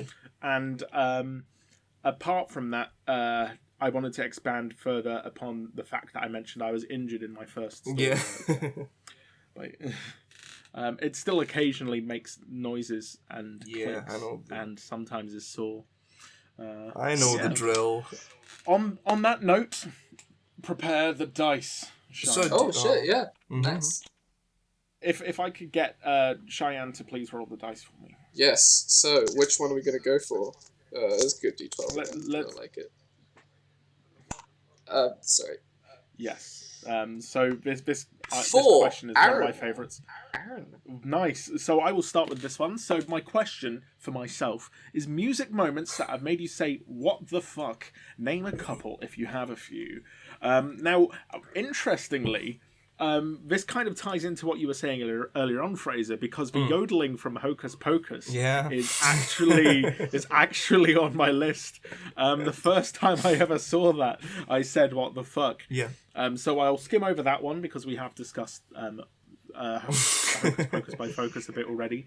But these next few songs, some of these moments are WTF moments for a good thing, and some of them are WTF moments for a bad thing. Now, one of them, the first one, is there's a live video of the nu metal band Mudvayne playing in Sydney, and I'd never heard of this band before, but my friend had sent me a video. They were playing the song "Dig," and it's in this. The thing is in this particular video, it starts with like they're playing a sample of like an orchestral piece. I'm like, what are these guys gonna do? Why are all of their faces painted like that? What's gonna happen? Well, the thing is if you've heard the original "Dig" by Mudvayne, I can listen to it. Like as a bit of a laugh, but the live version from this one show in Sydney sounded that much more off key that when I first heard this, I just started pissing myself laughing because this orchestral music finished, and then suddenly you have this off tune, and it's like, oh, that's Berberdang. Yes, "Dig" by Mudvayne. Berberdang. That's the name of it.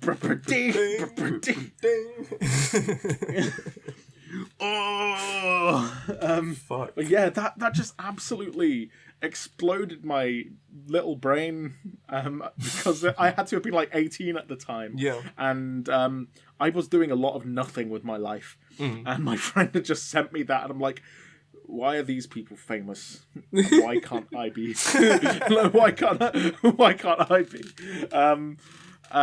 Another on the topic of a song which was WTF in a cool way, there's a band that I've started listening to recently called Novena.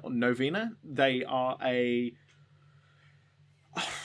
a heavy-ish prog band from London, and they have a album. I think it's called 11th Hour. It's each song in the album has quite a distinct separate sound. And they have a song called Corazon. And Corazon. And it is 8.5 minutes long, roughly. So I would say not too long for a prog song. Corazon. Yes. Coragione. And this song just kept doing that thing where it would blow my mind, and then it would blow my mind again, and then it would blow my mind again. First of all, it just had some really nice, pleasant sound Spanish guitar sounds. And compared to the rest of the album, which is like prog rock and metal, I was like, okay, different, but I'm going to keep listening. Yeah. Eventually, there are some really cool sounding harmonies, these guys singing together as the song goes along. Then a female Spanish vocalist starts singing like proper like flamenco style. Nice. And then it starts to slow down. And there's like a full-on rhythmic clapping solo for like maybe 1.5 minutes. Las 2 Palmas. minutes. Yes, boy. And this, I was there like, this is the most rhythmic, hypnotic clapping sensation I've heard in my life. And genuinely, this song is a journey from beginning to end. and even throughout the course of this song, they managed to fit in a section where the guy just starts full on like metal growling amidst this like samba flamenco fusion. Nice. It's such a genre hop, but it is so well executed, and the song has barely had any listens, and I'm just like, everyone go fucking listen to it. It's fantastic. I've got a couple more songs I want to talk about, but it won't be in any great length. The next WTF song I would like to speak about is a song that I wouldn't suggest anyone listens to unless you really want to have a laugh. So I'm sure everyone listening, everyone I'm speaking to knows who Kanye West is. What? And now, That's Jesus. now Kanye about 2.5 to 3 years ago released a song called "Lift Yourself." Mm-hmm. Now, lift yourself. When I start, I was in my friend Jake's car. Jake, the drummer from Wolf Culture I mentioned earlier, and he he normally listens to pop punk music in his car. So he's like, Aaron, I want you to listen to this. And he puts on a Kanye West song. And I'm like, what the fuck, Jake? And he's like, trust me, listen. So I was like, I gave him the benefit of a doubt.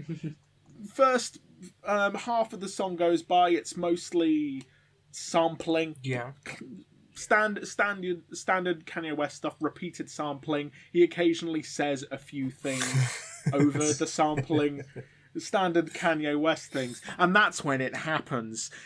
Out of nowhere, this really weird drum beat starts playing, and he starts freestyling the words poopity scoopity shoop. Oh, whoop. that one. What the fuck? I've never heard it properly. It is genuinely, go listen to it, and just don't. I wouldn't. If anyone listens to this song unironically, I just want to know how hard they dropped you when you were born. Yeah. Sorry, Kanye fans. Sorry, Kyle. Sorry, Kyle. Is this Kyle? Yes, Yes. Mr. Kyle. Mr. Kyle. Kyle. We need to Kyle's have him on at some point. actually. Yes, I would like to have him on at some point. He's in Shayan and I's D&D game. I know Kyle more than you now. No, as in, I know Kyle more than I know you. That's what I mean. Good God. And the final song, the final WTF moment song, and this is another good one, not a bad one, is, are any of you familiar with Filthy Frank? Yeah. I am-ish, but not what. So, after Filthy Frank stopped, there came a point where Filthy Frank stopped making his videos for his own physical and mental health. And at that point onwards, he used his large following to sort of boost his music career. Some of the songs he released I wasn't too massive on, but then he released a song called Slow Dancing in the Dark. Yeah, heard that one. And when I first heard that, even though it's like pretty much sad boy rap, heavy synths, I think it was incredible. And I was like, this is the man who made all of Filthy Frank made this beautiful, serene sounding. Is that the one with the music video where he's like dying in the bath? Or am I thinking of a different song? I think it's like raining in a street, possibly, Raining in a street. and he might be in like a phone booth. Because I think his Joji stuff he's been releasing as Joji, it's like a lot of it. Yeah, no, it's definitely sad boys for sure. He released a song called "Run" a couple of months ago, which I really, really love as well, and that it has like a guitar solo in it and everything. That really caught me off guard. But he seems to have essentially taken everything he was doing when he was doing the Pink Guy stuff and just like distilled it out to the. He's taken it apart and built it back. He's reverse engineered his own style. But then some of the videos he's done for it's like this is like I watch them and I know he's trying to go for something kind of like cinema. You know, like, oh, that's deep, man. Very cinematic. But you look at it and it's like, this is just a Filthy Frank bit, but it's played with Sad Boys music played over it. So Tad Frank. Like when I've decided to listen to what he's been putting out, just because it's like the Pink Guy stuff was a big. I listened to most of the Joji stuff straight off of Spotify. I don't actually watch a lot of music videos. Yeah. So Chase, they're weird. Yeah. It's kind of tough. Like it's tough to. I think Spotify's probably the way to go, because when you listen to that and then you're watching the videos and he's like in a bath and he's like bleeding out his mouth and shit like that. It's like this is just a sketch that would have been on the channel when you were doing it, but obviously a lot less intensive. Sad. Like you're not running around. So it's like it kind of throws. I think it throws what he's trying to do. The videos throw it because you can, but it's good because you can see that he's retained his sort of the same definitely the same it's jazz. Je ne sais quoi. He's retained it. He's retained the same je ne sais quoi that he had for his videos. I would like to move on to the next person, please. Oh, sure, yeah.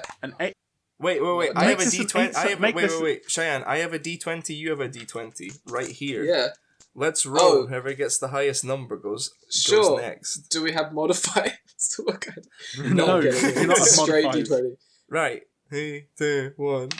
Yeah. What'd you get? I got 9. Oh, I got 8. You win. So, I found it so funny that you mentioned the Hocus Pocus, because that didn't actually occur to me. I've listened to that song so many times over the years. But what did you think when you first heard it? Not what the fuck necessarily. I was so. Funnily enough, the first time I heard it was I think my mum, her mates were saying, "Oh, you have to come," because they were playing the Lemon Tree. We might as well, Lemon Tree might as well sponsor us. So there's no suggestion, but please sponsor us, Lemon Tree. She was getting ready to go to a gig, and her mates had said, "You need to come along to this. Like, these guys are fucking mental. Like, listen." And I guess that's probably the one that they sent her. And I remember her playing it like in the same spot I'm in just now, playing it over the speakers, and it was like not even what the fuck, just like initially like, this is cool, sort of classical inspired shit, and then thinking, and then the yodeling. this is getting somewhere. The yodeling was... I don't think the yodeling necessarily made me think, what the fuck, immediately. Because it's not like the classic, like... When you hear the word yodel, not exactly what you think of, the like, majorly, like, contrived yodeling. And then... that's quite yodeling. It is yodeling. But then you get to the like, the little... The drum fills, and then the segments towards the end. And at that point, it was like... I remember hearing it and thinking, like, along the lines of like, this is kind of exhausting. This is an exhausting song. When is it gonna end? Like, if this is how the song's going towards the end. Every time it gets to a new bit, he does a different solo on a different instrument, and then it starts again. And it's all those segments interspersed between like Pierre van der Linden's drum fills, which are all like, every single one of them is like. It's because he's a jazz drummer, so it's just like, that's because you can hear it. I think you can hear it in a lot of them. You can hear the background. You can see the way he holds his sticks. Like, he's one of those. He's got the stick like pointing, and he's got it like in his hand, one pointing down, one up. Like he plays like he's playing jazz, like drums, like a jazz. Do you like jazz?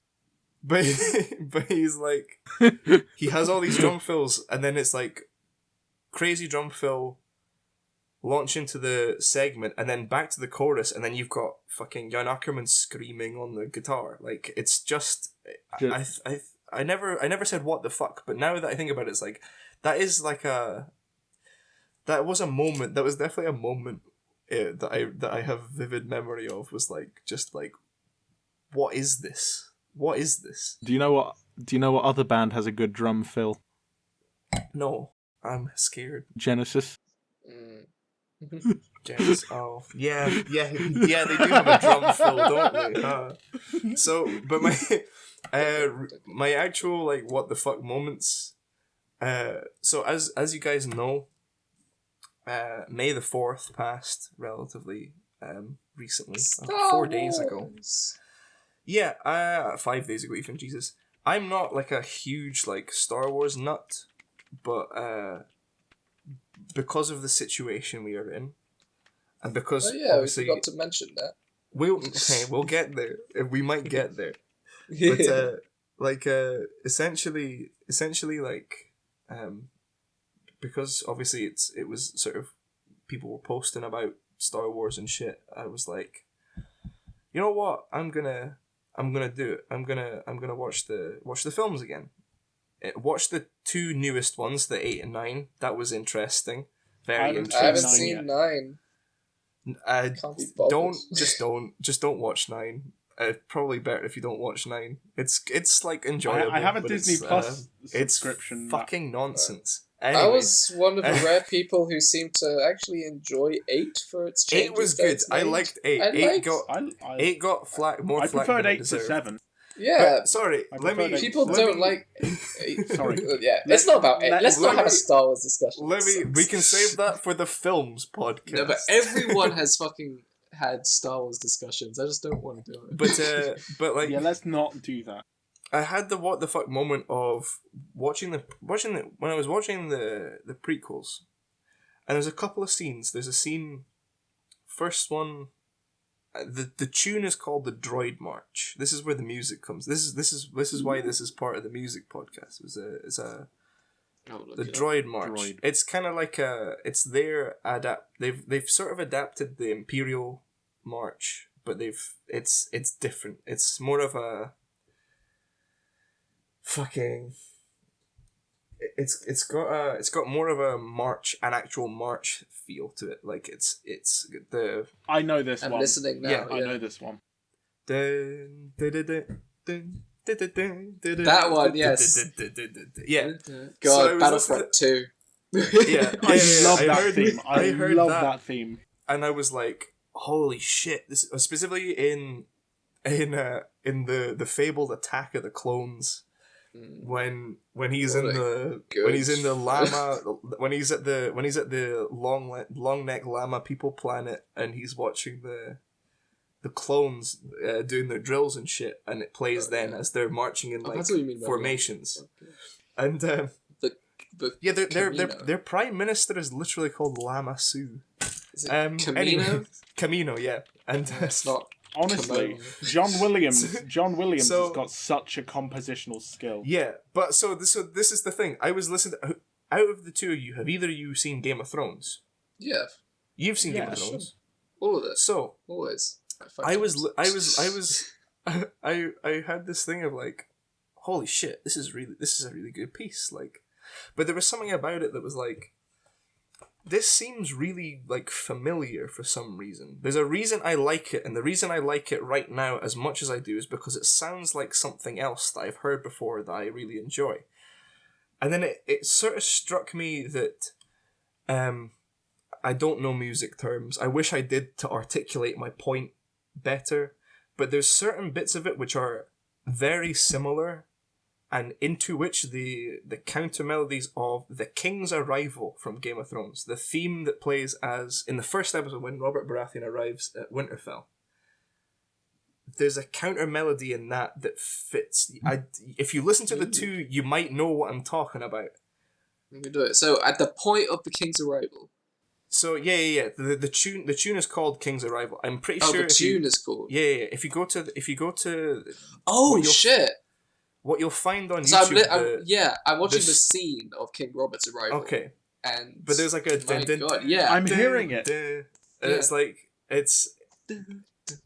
Yeah. Like but it like I'm hearing it. there's a version of the one which is a strings heavy one, which I think is in the same key as the Droid March, like the main bit of the Droid March, and the counter melody and presumably the actual notes fit in with the primary, like the main feature of the melody of the Droid March, and it's like snuck past me, but I fucking, when I realized, I was like, holy shit, like You need to do a mashup of that. probably I'm hearing this. the Definitely. Gods are strong, man. yeah. Bring me the breastplate stretcher. King Bobby B. Are any of you part of Game of Thrones shit posting, whatever it's called? No. No, Sevens posting or something. I kind of gave up on Game of Thrones after the final season. Yeah, for sure. That's 100% understandable.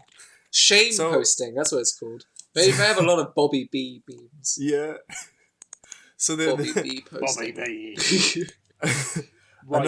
another quick, just another what the fuck I had on a similar note to this was listening. I was watching someone stream, and in the breaks they were playing Tatsuro Yamashita tracks, and there's a track called Morning Glory, which I'd never listened to because I was like, for sure he's gonna say the words morning glory a lot in this song in English, and I'm gonna laugh because this Morning Glory, because he's not singing about boners. I don't think he knows that that's what it sounds like, but I don't. At least that's my. Is it a I don't Japanese think singer? he's singing about boners. He could be singing about boners, but What was the singer's name?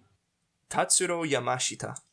Tatsuro Yamashita. Yeah, so he is a Japanese guy. It's Plastic Love's husband, and so Right. so, Right. Okay. yeah. So this track, listen to that, and there's like a little. It starts with the piano, and I can't remember if it comes in with the piano or with like the vocal harmonies, but they're just singing Great Fairy Fountains theme from Zelda. Like and it predates Link to the Past. I think was when it was first in the games. But hearing that and being like, these choral harmonies are really, really nice, and then being like, hang on a fucking minute, this is just Great Fairy Fountains theme, and like was like, am I tripping? Like, am I hearing this? But yeah, no, it's the same, except he doesn't continue to climb down. The only other one that comes to mind was the first time I heard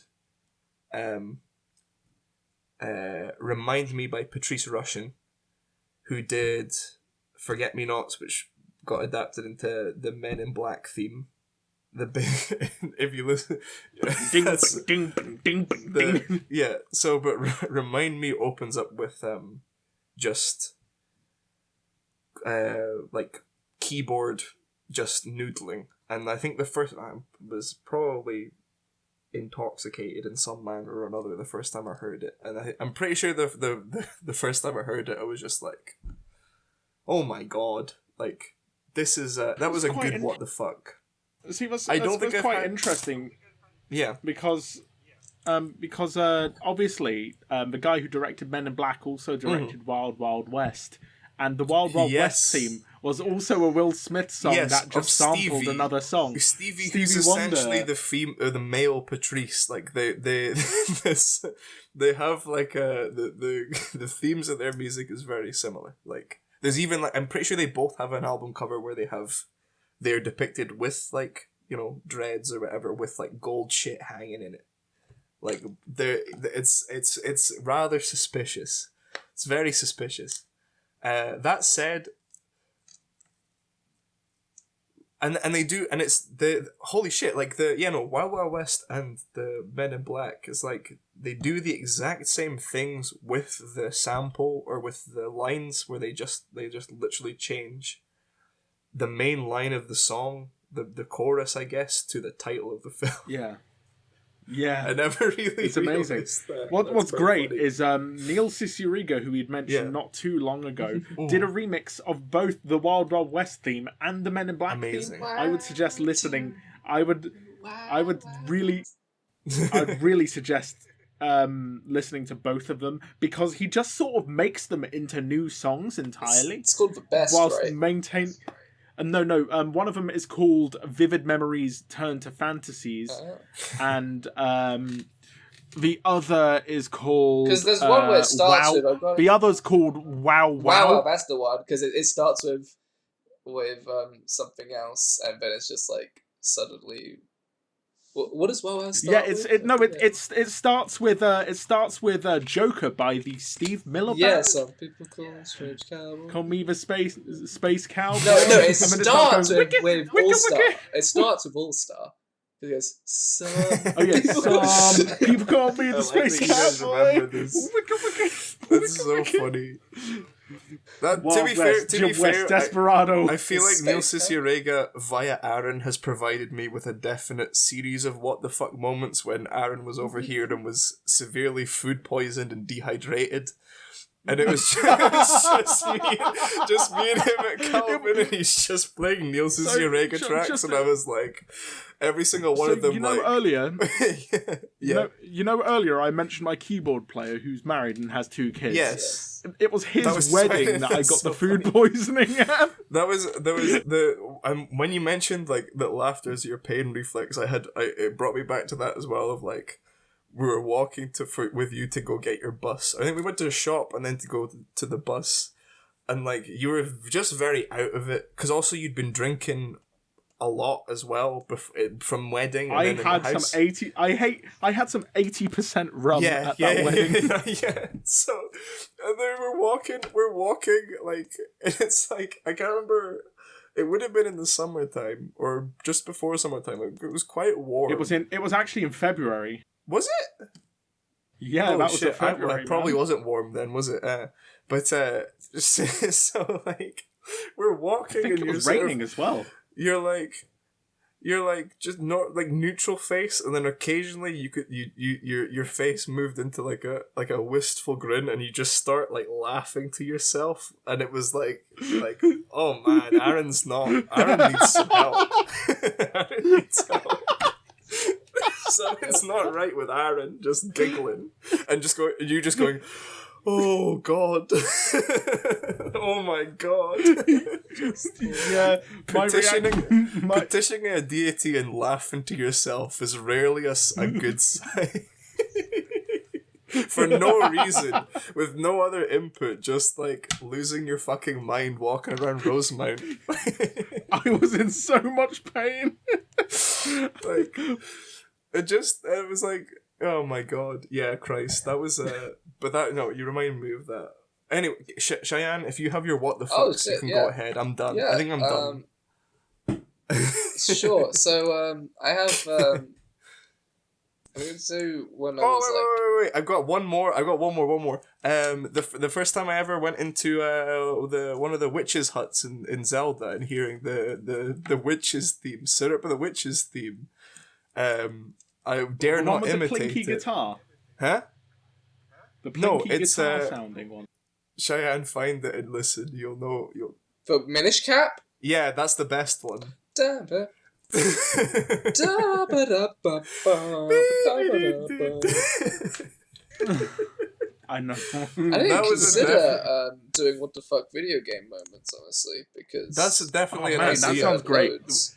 That was that's an episode 3 thing right there. I love that tune, but the first time I went into that fucking witch's hut and heard that theme, I genuinely had a moment outside of the game, like whilst being immersed in the game, like had a moment where I stepped out and was like, am I hearing this correctly? Like, and then looking at the screen and seeing a tiny, Game Boy Advanced witch stirring a fucking cauldron to that tune. I think that was also like a that was a what the fuck moment as well. I'm sure there are others, but these are When ones it comes recent. to Pokemon, we all remember our first time in Pokemon Black and White, going to Nimbasa City for the first time ever. Black and White was the only one I never bothered playing the whole way through. I've never been to Nimbasa. I was playing White too. No, it's Drift Veil. Sorry, Drift Veil's in it. What the fuck moments in music? I have memories of my first time ever listening to like heavy music properly. Define My heavy. When I say heavy, I mean it's progressive, but I mean something with louder drums and guitars and screams. Screams. Screams. Like my I have early memories of Linkin Park, and they were quite screamy and heavy when I was young. They were. Certainly their first album. Oh man. I'm still listening.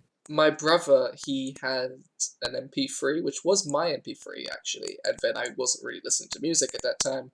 But then I got it back from him when I was like 12, and it had all his music, which he doesn't listen to this kind of music at all anymore, but I do. And it was full of things like Breaking Benjamin and Crossfade and Flyleaf, all that post-grunge goodness.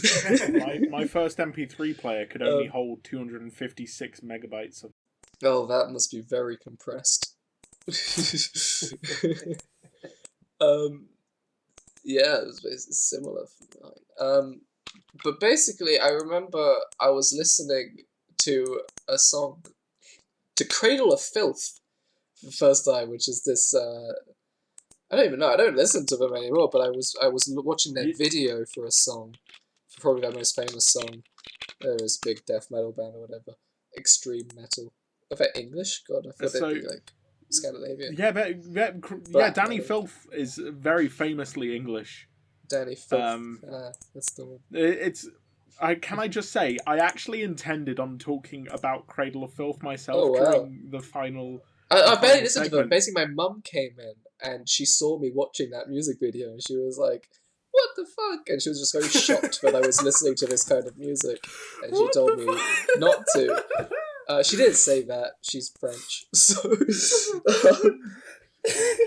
Yeah, she would have said, "What leaf fuck?" What What the fuck? fuck? Not Lee. What are you on about? So yeah, so she was a bit shocked at first. Of course, she doesn't Yeah. care that I listen to that anymore. But there was this one song. I remember listening to Motionless in White back in the day. Oh god, they're embarrassing today, and the kind of heaviness that they are is laughable for. Well, but they had a song called "Immaculate Misconception," and it Yeah. starts with this big "what," like "what the fuck" or something. I don't know, like. But I felt so hard. I felt so like, oh my god, I am like such a hardcore person. You for were listening so to hard. this. Like the music video had like a guy with, you know, the main singer with a crown of thorns bleeding, Yeah, and he was shouting course. at abortion like protesters, and it was like an anti-abortion song. That's what it was. Okay. Pro-choice. Yeah, it's a pro-choice Pro-choice song. That's the one. Anti-abortion. So yes, there was a lot of things back in the day. But in terms of more modern things that made me think, oh my god. Basically the first time I ever listened to Snarky Puppy. Which, you know, it's kind of the mainstream of the jazz world, but it's still amazing. Like Lingus by Snarky Puppy. Listening to that song, Corey Henry's keyboard solo is just a masterpiece. I honestly was transfixed to my phone late at night. I remember it so clearly. I was on my phone listening to this with my headphones on, watching Corey Henry improvise this incredible keyboard solo whilst Larnell Lewis just building on with the drums. Larnell is a fucking beast, and I when it came to the climax, I genuinely had my one only like emotional orgasm. That's what I call it, like musical orgasm, listening to that. Because I hadn't listened to that kind of jazz fusion soloing before, and it was like a scoregasm, you could say, scoregasm. because it's a musical score. It's not a you know? score. No, that's not. It's not a score for a film or anything. That's not what it is. Score, guys. Come on, just let me make my jokes and Jazzgasm. don't deny me this. It's a jazzgasm. An Orgasm, that's the one.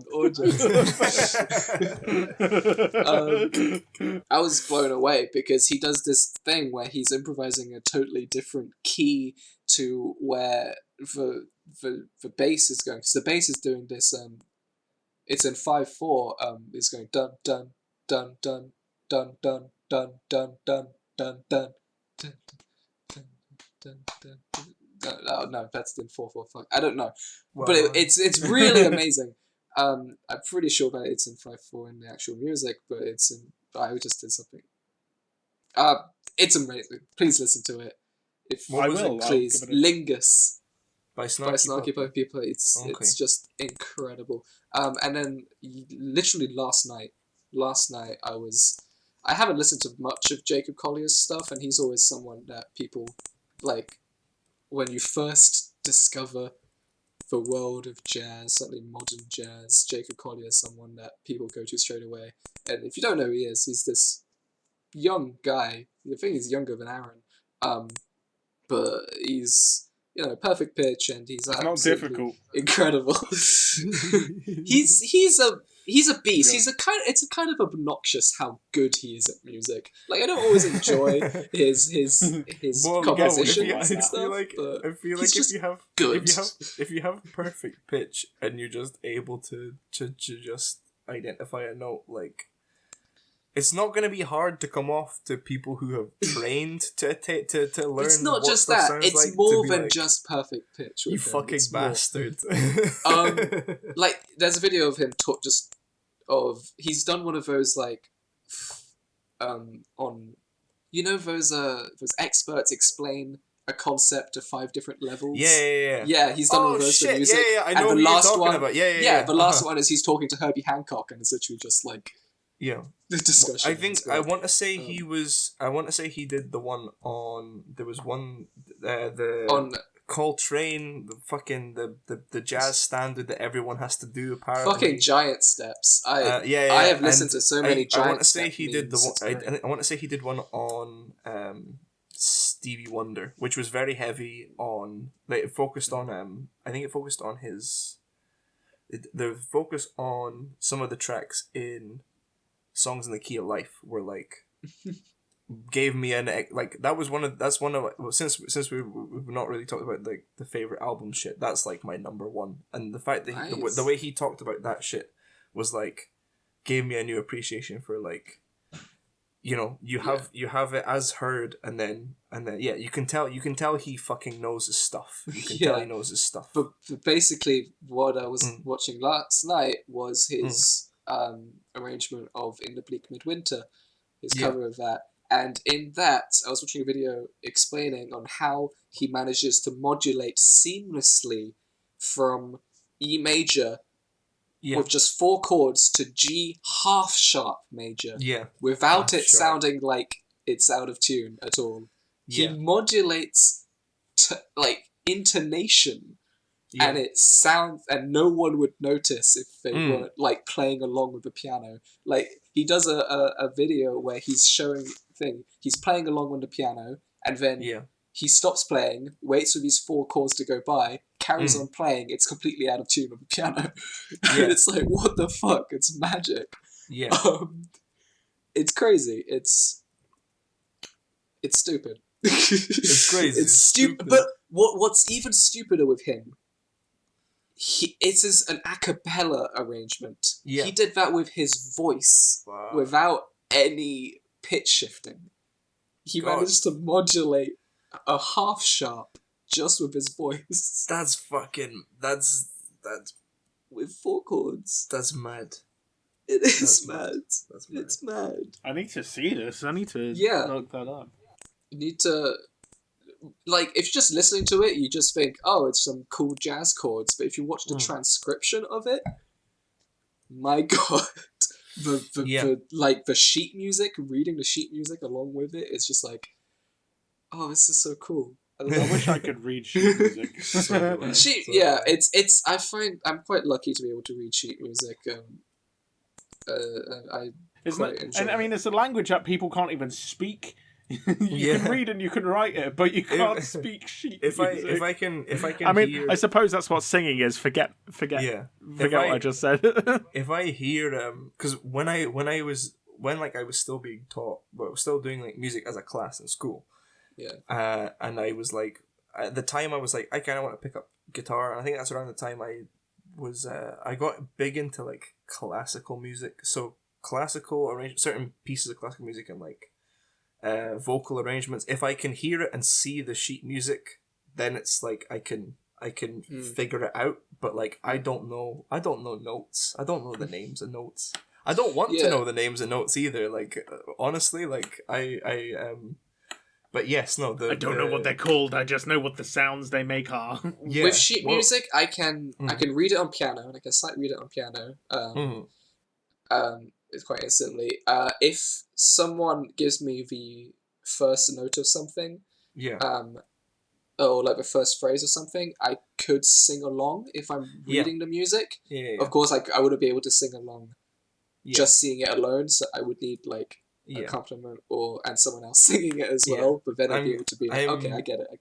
I'm good at picking out harmonies specifically. Like that's the best quality of of my ear is to be able to like find the harmonies and shit like that. Yeah, but the best thing about doing music A level for me was interval training, and we were always like being trained on recognizing intervals. So when someone plays two notes together, I'll be able to be like, okay, that's a major sixth, that's a perfect fourth.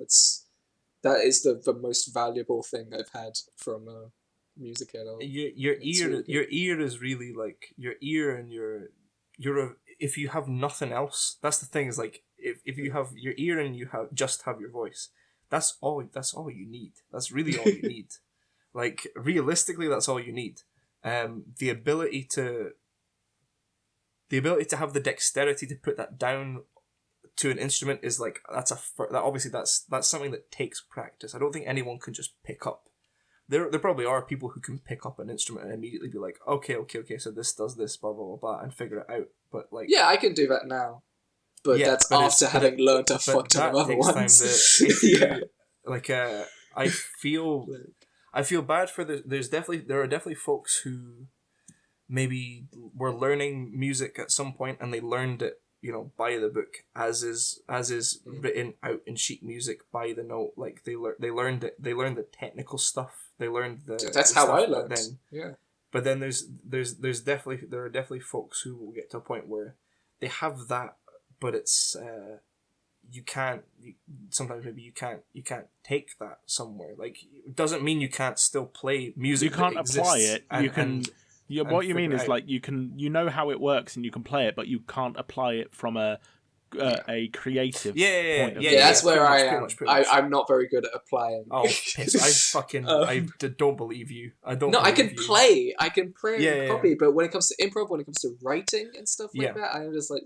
Honestly, this is kind of what happened to me when I was learning art, actually, because I studied 3D animation and I studied a lot of art stuff as well.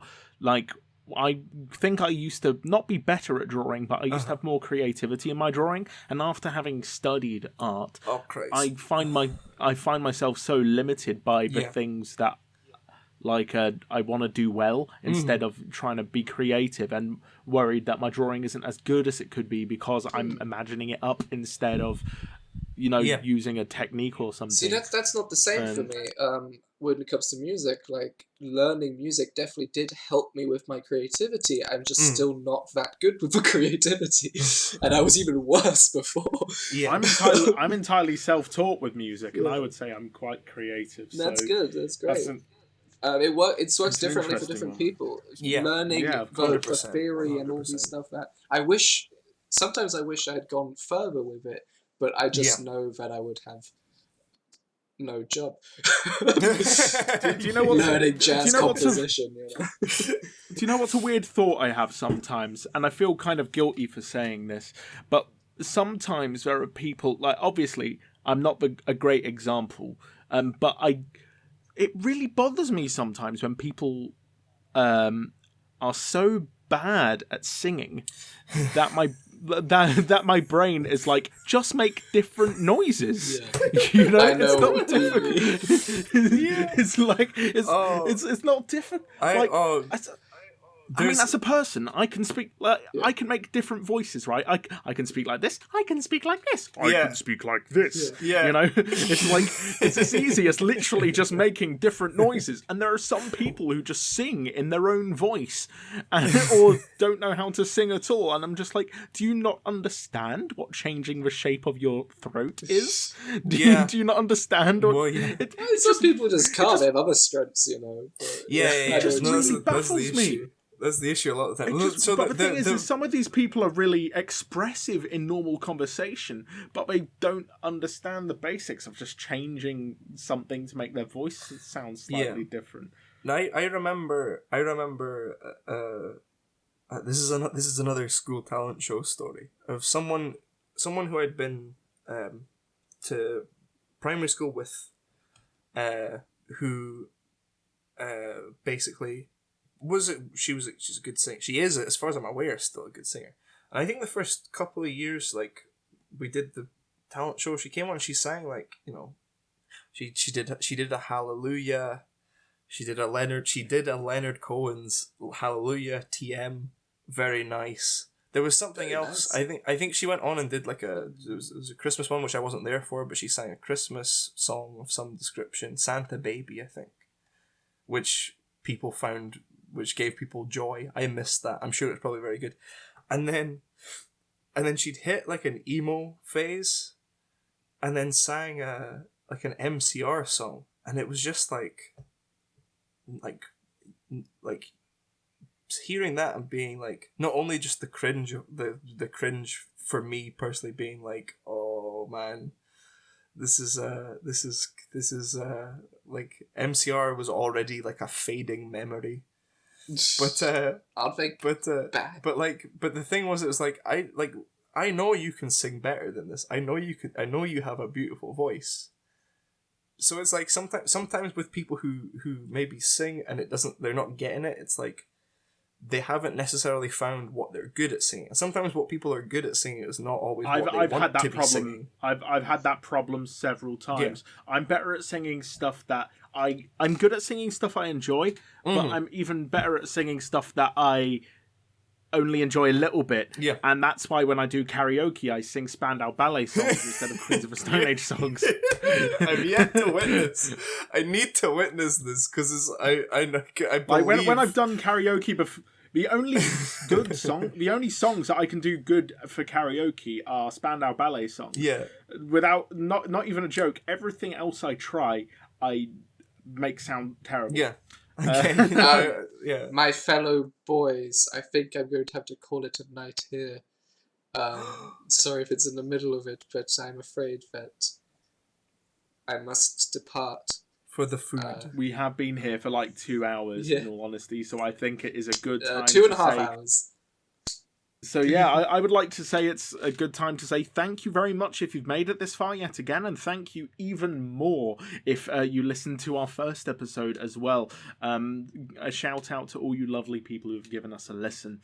And just a quick horrible self-plug, because I'm like that. Go listen to Pull the Trigger by Day of the Red Sun. We just released our song on Friday, which we ironically realised was also VE Day.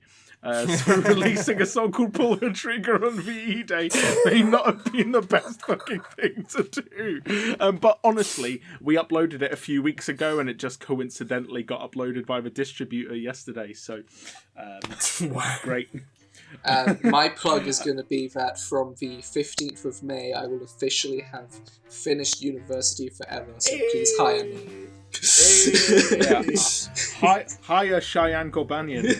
For what? You will never know. Just hire me. Hire him.